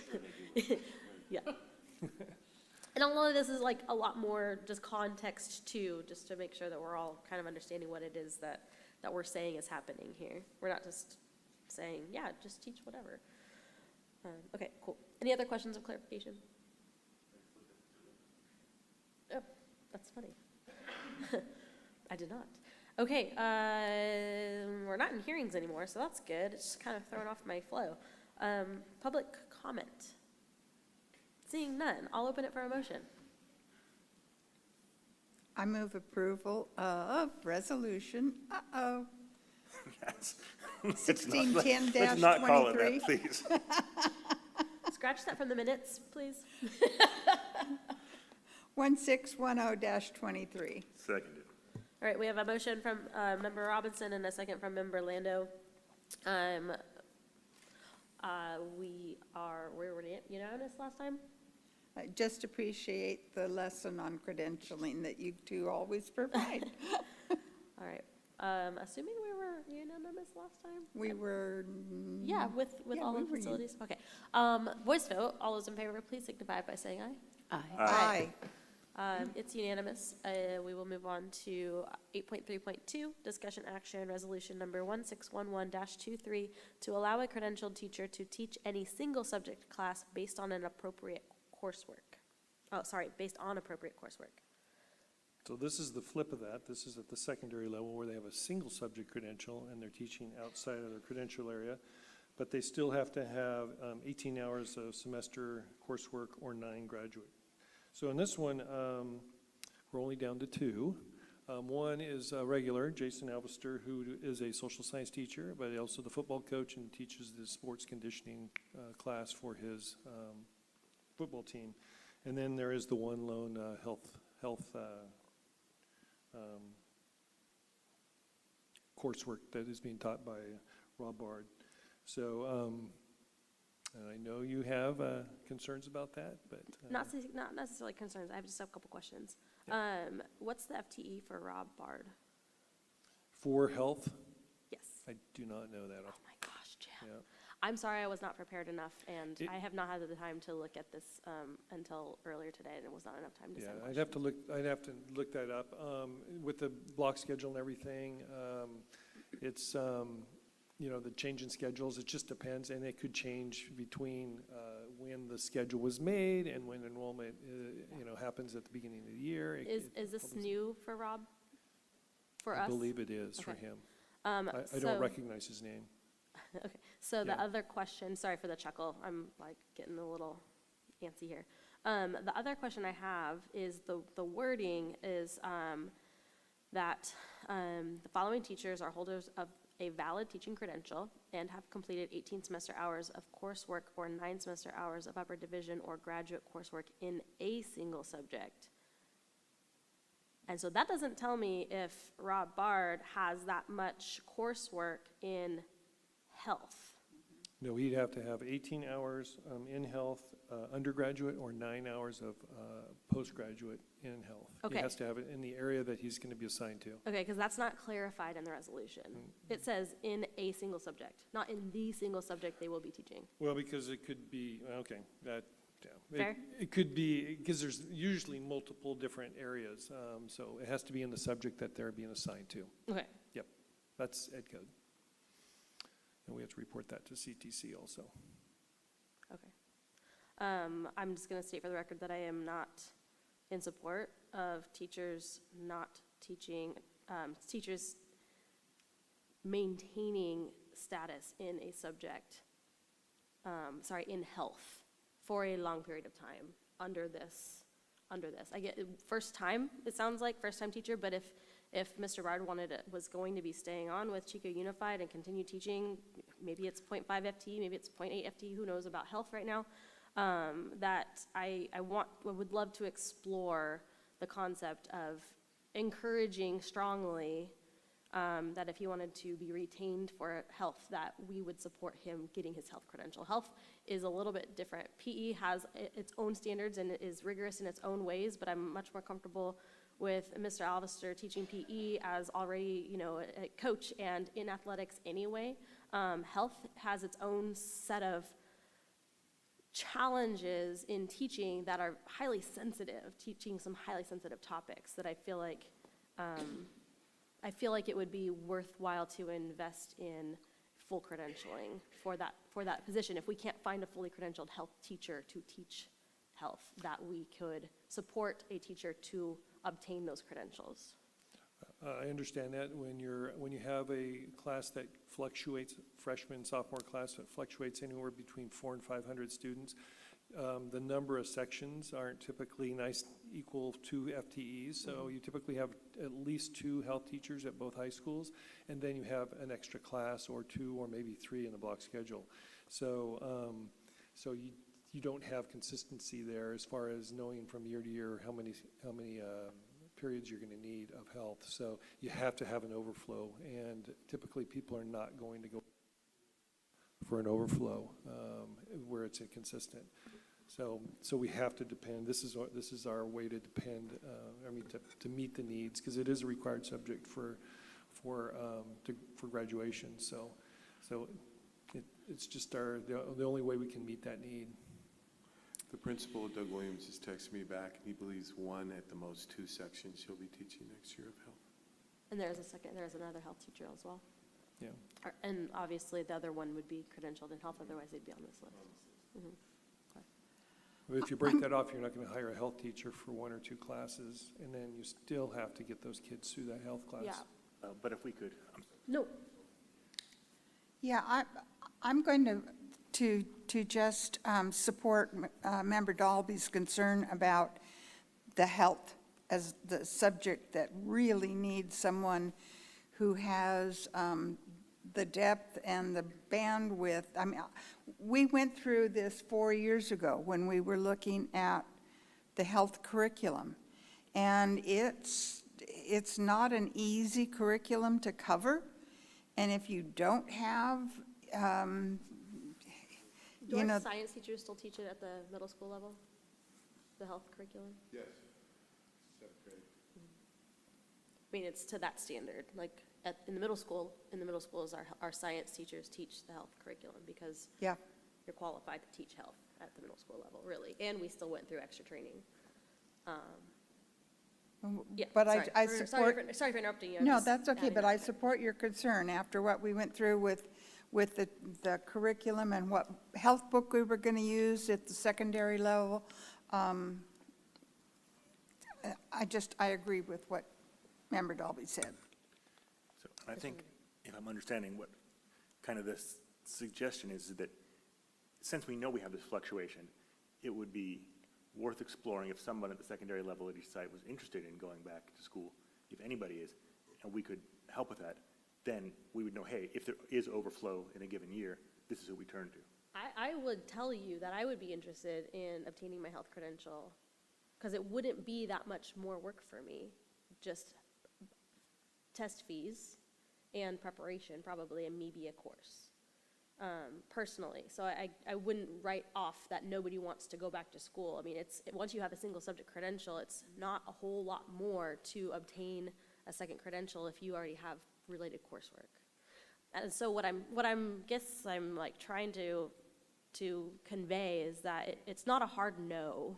It's just let's think about it, you know, or let's explore that a little bit more. And I know that this has come up every year that I've been on the board, and I think it's starting to kind of like come together a little bit more in my head about you know what direction I want to see this in, and it really is specific to health. I don't usually see this list contain any other concerns except for when it comes to teaching health. Right. And the feedback I've gotten from students and parents is that the high school health program isn't necessarily very meaningful or rigorous. So not always, you know. So I think that it would be worth exploring how that does look at the high school level. Luckily, we know that the most of the application of the health curriculum at the middle school level is meaningful and rigorous. But it's nice for them to hear it again once they get to high school. What we're finding in the block schedule is the kids are able to now possibly take it in the 10th grade year and not being, you know, able to just fit it in that 9th grade year like we've had to before in order to get to their 10th grade classes that they needed. So that's why the lesser amount of the sections that we need somebody else to be able to teach there. Mr. Williams says possibly next year it could be none other than the one health teacher that they have. So that's what they're working on. Mm-hmm. Great. Yeah, is he watching or are you messaging him? I know at first I thought that. I'm like, no, somebody sent him a message. Thank you for contacting Doug. All right, so back to the resolution. Is there any need to just change up the wording a little bit so that it does specify it's not just in a single subject, but in the single subject that they will be? I know that it's required by law, Yeah. but does You it can need to certainly, be? yeah, you Okay. can certainly do that. Okay. All right, any further questions? Public comment? Oh. Motions? Yes. I move approval of resolution number 1611-22 with the recommended changes by staff. 23. Yep, and your mic's not on, but I think we got you. 23. Thank you. All right, so the,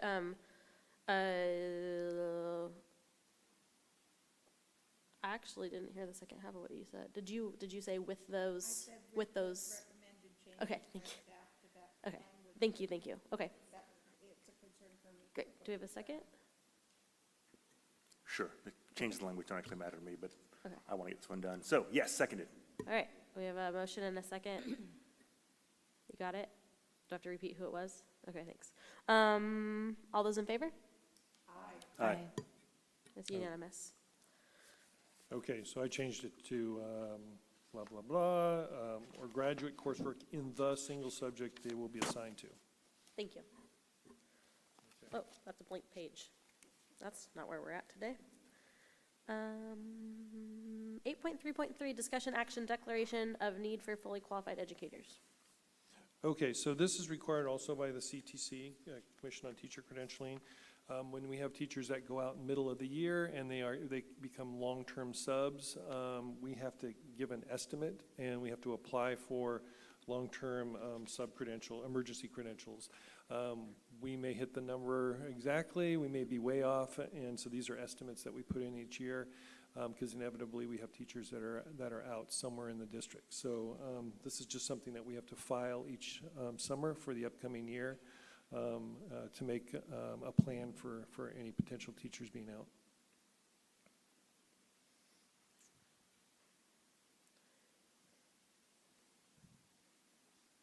I move approval. So. All right. So, yeah, we're just gonna skip all of the rules of order and assume that we don't have questions and we don't have public comment, and we have a motion and a second. I think on some of these, you could just go to speak now, forever hold your peace before we vote. Yeah, that's kind of where we're at anyway. All right, all those in favor? Aye. Aye. Thank you. Thanks, everybody. Thanks, Matt. It does get a little repetitive, yes. Okay. 8.3.4, discussion action approval of updated certificated management salary schedule to meet CalPERS reporting requirements. Okay, so this is a little cleanup. So CalPERS, after probably 30 or 40 years of having this particular salary schedule, informed us that we cannot include the master's degree on it because it has two different salaries for the same position. So all we did was take the master's degree off, we turned it into a stipend, added it at the bottom of it, and that will make PERS happy. Most of our certificated staff are in STIRS, which they're fine with either or, but we have a number of folks, we have 6 or 8 that started as instructional aides or in some other classified position, and they have the option to stay in PERS. And so this is, we have to change the structure of this to make PERS happy. So in order to do that, we have to get board approval anytime we change the salary schedule. So numbers haven't changed. One thing that is a little different is we took an average of what the master's stipend is, somewhere a little bit below 2,500, somewhere a little bit above, and we just kind of split it in the middle and called it a flat $2,500 for a master's degree stipend. So that's the only difference. Okay, any questions? Public comment? Motions? So moved. I second. No discussion? All those in favor? Aye. Aye. It's unanimous. All right, Thanks, thank you. Jim.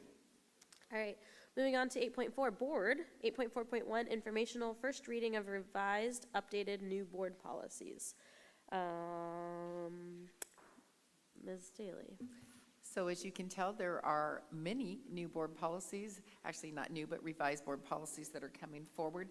This is the first reading, so I would encourage the board, if you have any questions or suggestions for modification of the board policies, please reach out and we can have those ready for our next board meeting, which is where we will approve them or make modifications. If we were to send in requests for any changes or consideration of any changes or modifications by like a certain, we're past this next week, we're already past the deadline, so it wouldn't be able to be published. You can still go ahead and send them in, and we can share and make sure that everyone's aware of the proposed changes, and then they would have to come forward to the board, obviously, to be voted on. Okay, thank you. Ms. Robinson? Thank you, Madam President. I was just going to point out that it says that it's new board policies, but it's also bylaws. So we've got 2 different topics here. Do you want to do bylaws / new board policies, just to make it accurate? So these are, there are 5 board bylaws that are coming forward, which are all part of the board policy packet. Oh, it is? Okay. Well, it doesn't say so. And then 2 are new, brand new, that haven't been here before, and then the others are all updated. Yeah. Okay, so we're encouraged to keep reviewing those and send in any comments that we might have. And just- go ahead. I'm so sorry. For clarification, because we don't usually have back-to-back meetings one week and then again, are we going to look at these again in a week? Yes. Okay. For approval. Yes. Yes. So, yeah, is there a time that's most convenient for you to get feedback by? Like, should we give ourselves a deadline of Friday, Monday? Well, I would love it by tomorrow. Tomorrow. But no. Okay. No, it's fine. We can take that feedback all the way up through Tuesday, as long as we can have it put together and ready for the board by Wednesday. Okay, thank you. All right, it's informational only, so if there's no public comment or additional questions from the board, we will move forward to the next item.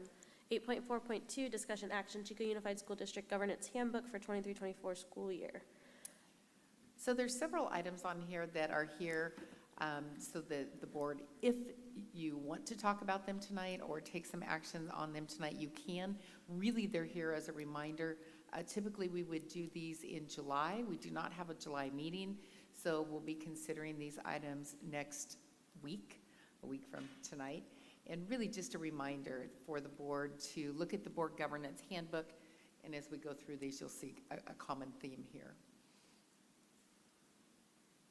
So if the board wants to take action on the board governance handbook tonight, you can.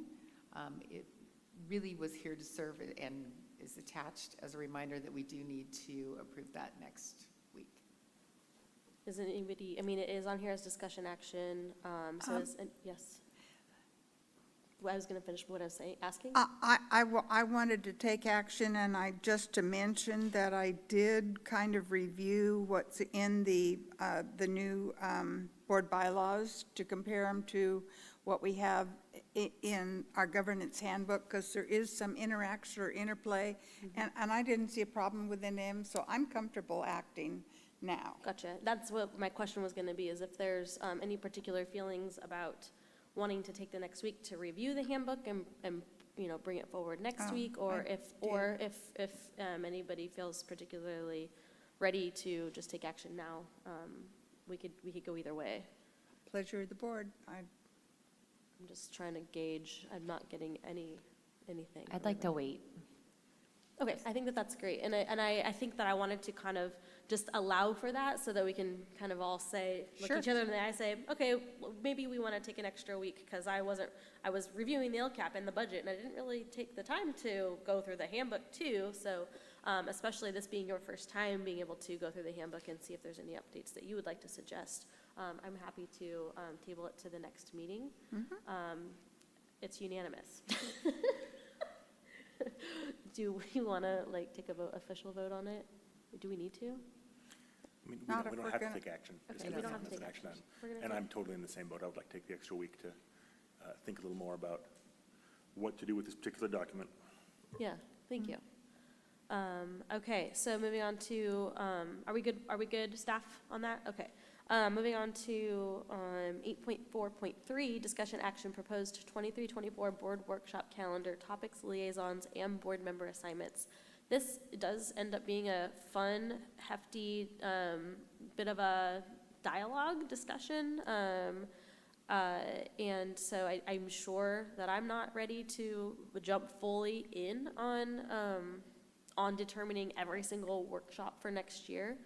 And I would also maybe say, at maybe the disagreement of some staff, that even next week, as long as we propose some more of the through December workshops, we might even be able to split it out if we're feeling a little tight for time, and just next week think about what workshops we want to see through December, and then when we come back in August, finish doing our workshop, if we feel the need to split it up that way, as long as we are prepared to do some of those things.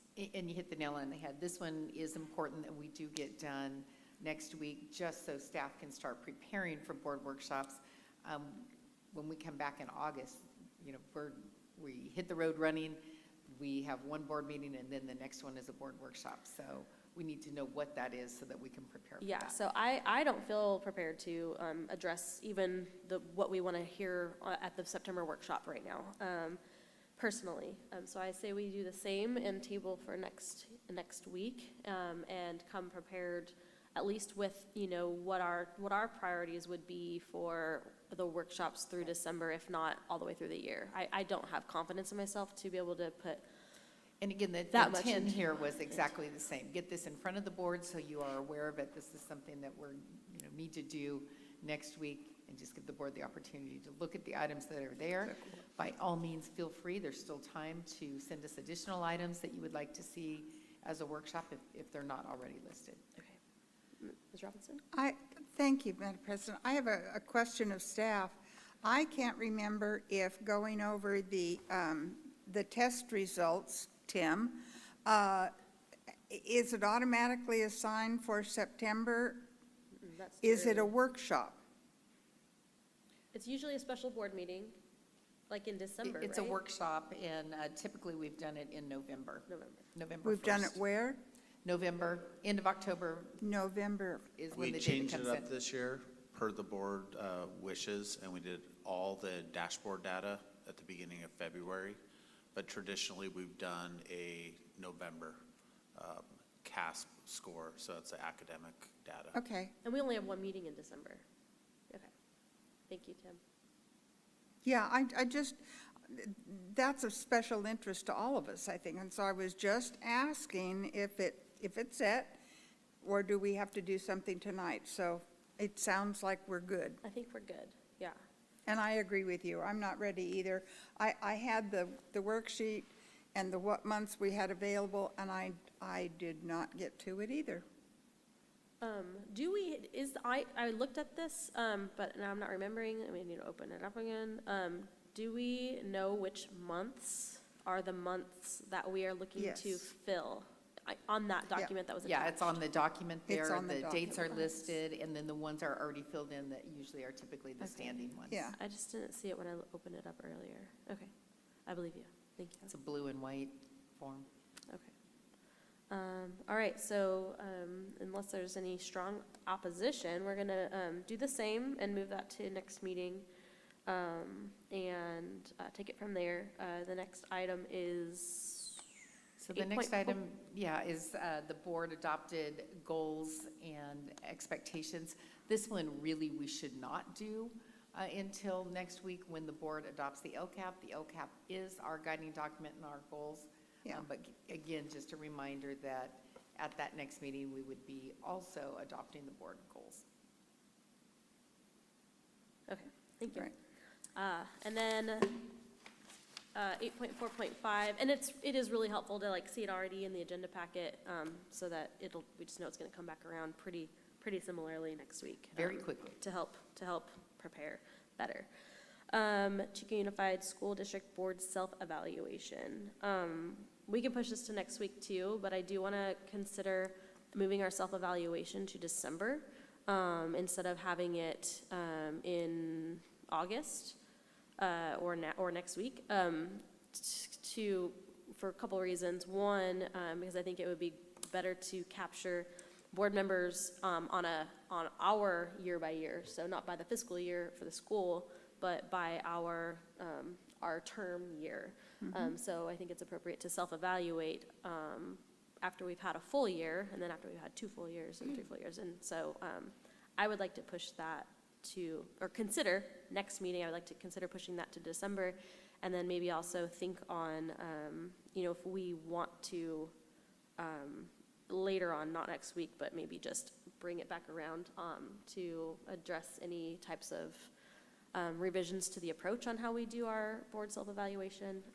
But I mean, I think the idea has a lot of merit, and this is an action item if you just want to move it to December right now and say that's how we're going to do it. You could. Just saying.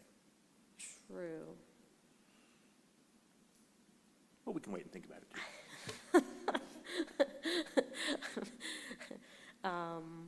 If we weren't so close to the end, I would.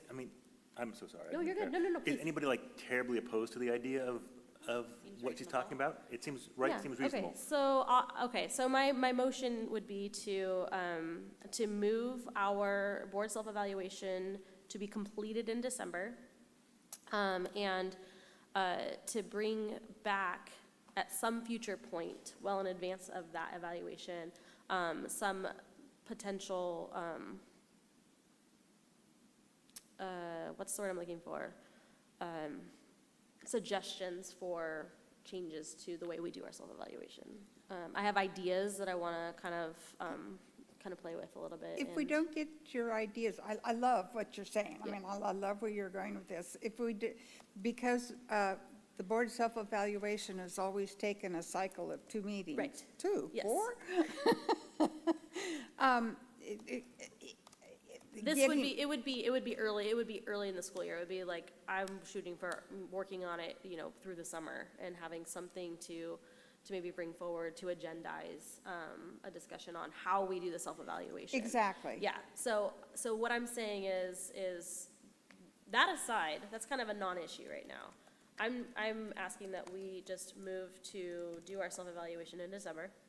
And I guess I'm just hinting that I will probably propose some suggestions for some. What happened to changes. December? I said December, didn't I? You said the summer. I said I said the summer? I said December, December. My mouth's getting a little dry. Oh. I'm gonna work on my ideas to propose for, Okay. maybe making it a little bit, what I would hope to, yeah, anyway, that's future conversation. Okay, so that's my motion, is to have the evaluation finalized in December. Yes, finalized, there you go, that's what Seconded. we were looking All for. right, we have a motion and a second from Mr. Lando. All those in favor? Aye. Aye? All right, any opposed? Great, thank you, everybody. So we can take that off of next week's agenda. Thank you, Mr. Lando, for encouraging that. I was just rolling with it.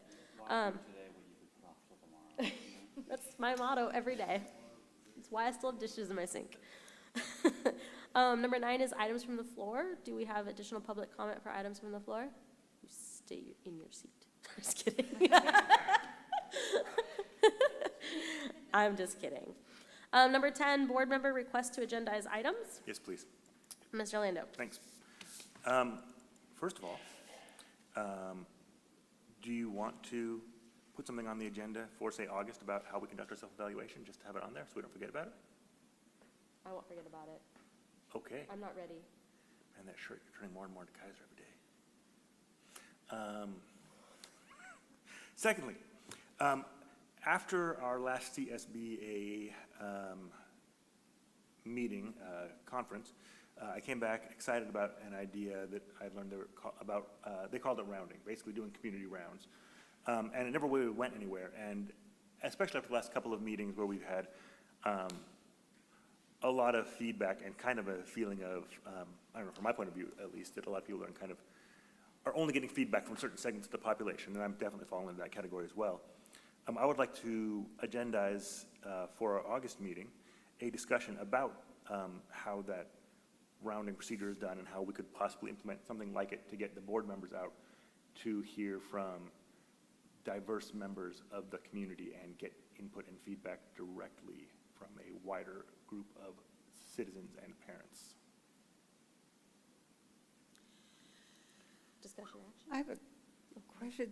There was floating around, why do I not have it, a form and a process to follow in order to agendize? No. No? So Mr. Lando's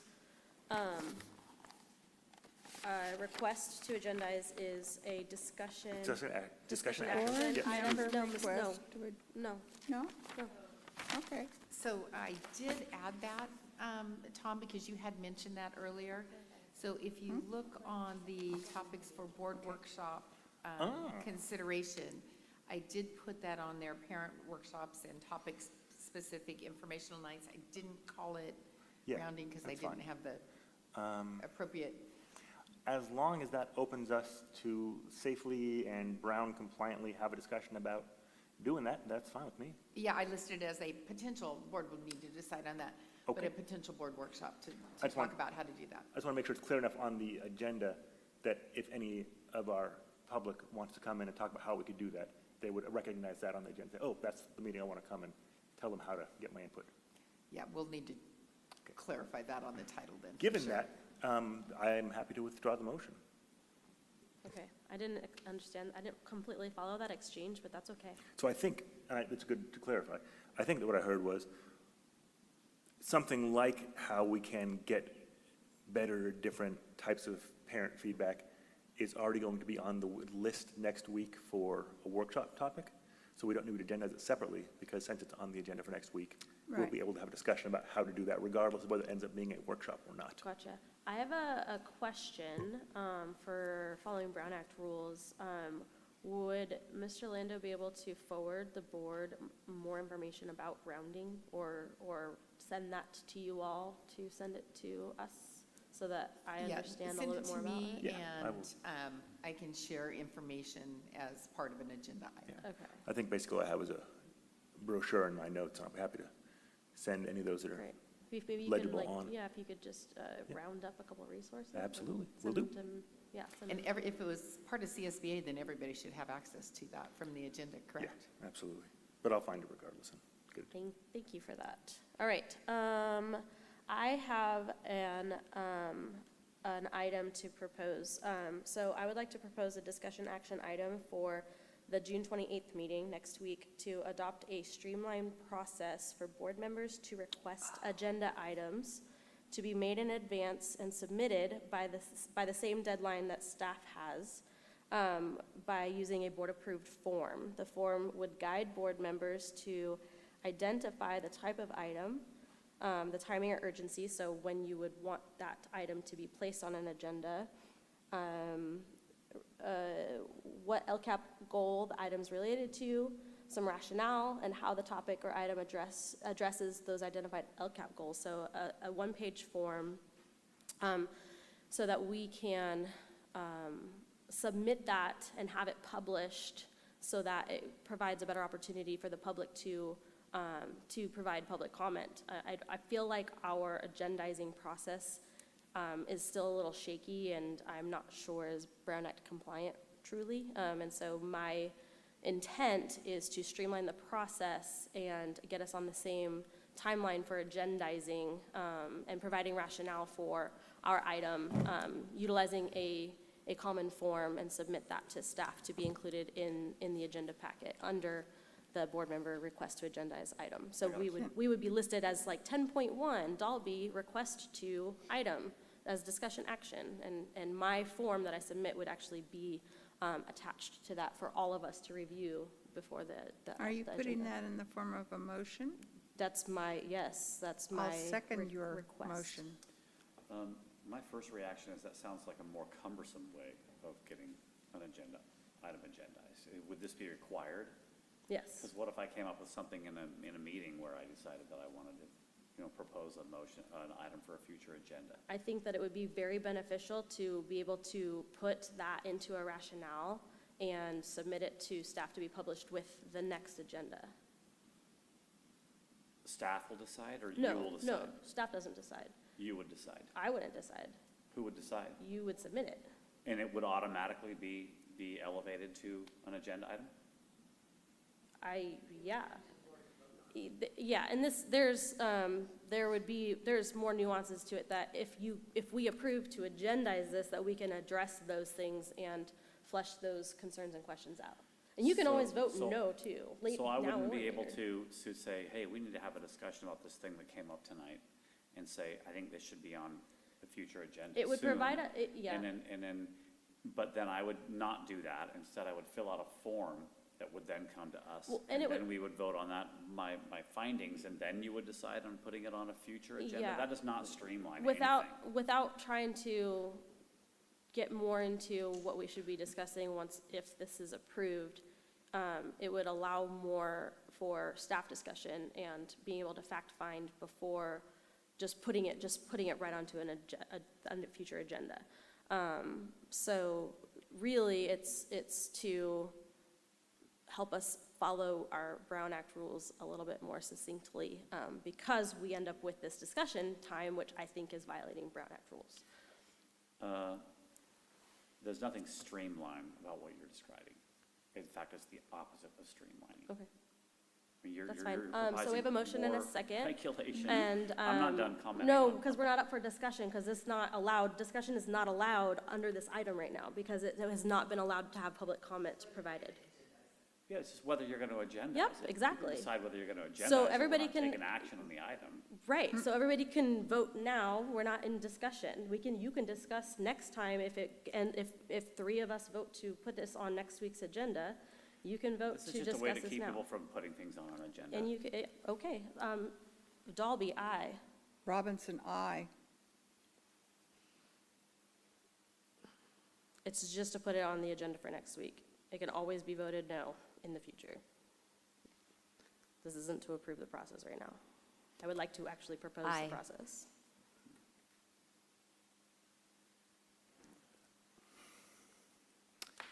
This is tricky for me in a couple of ways, that I think that I Mr. am Lando, voting. we really I should know, not be I just, discussing. I know, hear me out. Just listen. So I'm going to vote aye. I'm just warning you all that I will probably vote against it when we actually get on to talking about it. That's fair. But I'm open for the discussion. Thank you. Tennis, nay. Okay. It passes for next week's agenda item. Hopefully it'll be relatively quick. And I'll make sure that my items get sent to you soon enough to get published, or, yeah, okay. So that everybody has a chance to look through all of it, including my rationale and everything. I'm like, what? It's really quiet right now. I can hear everything. Okay. Any other board members want to agendize an item? Okay. Seeing none, is there a motion to adjourn? So moved. All right. We are done.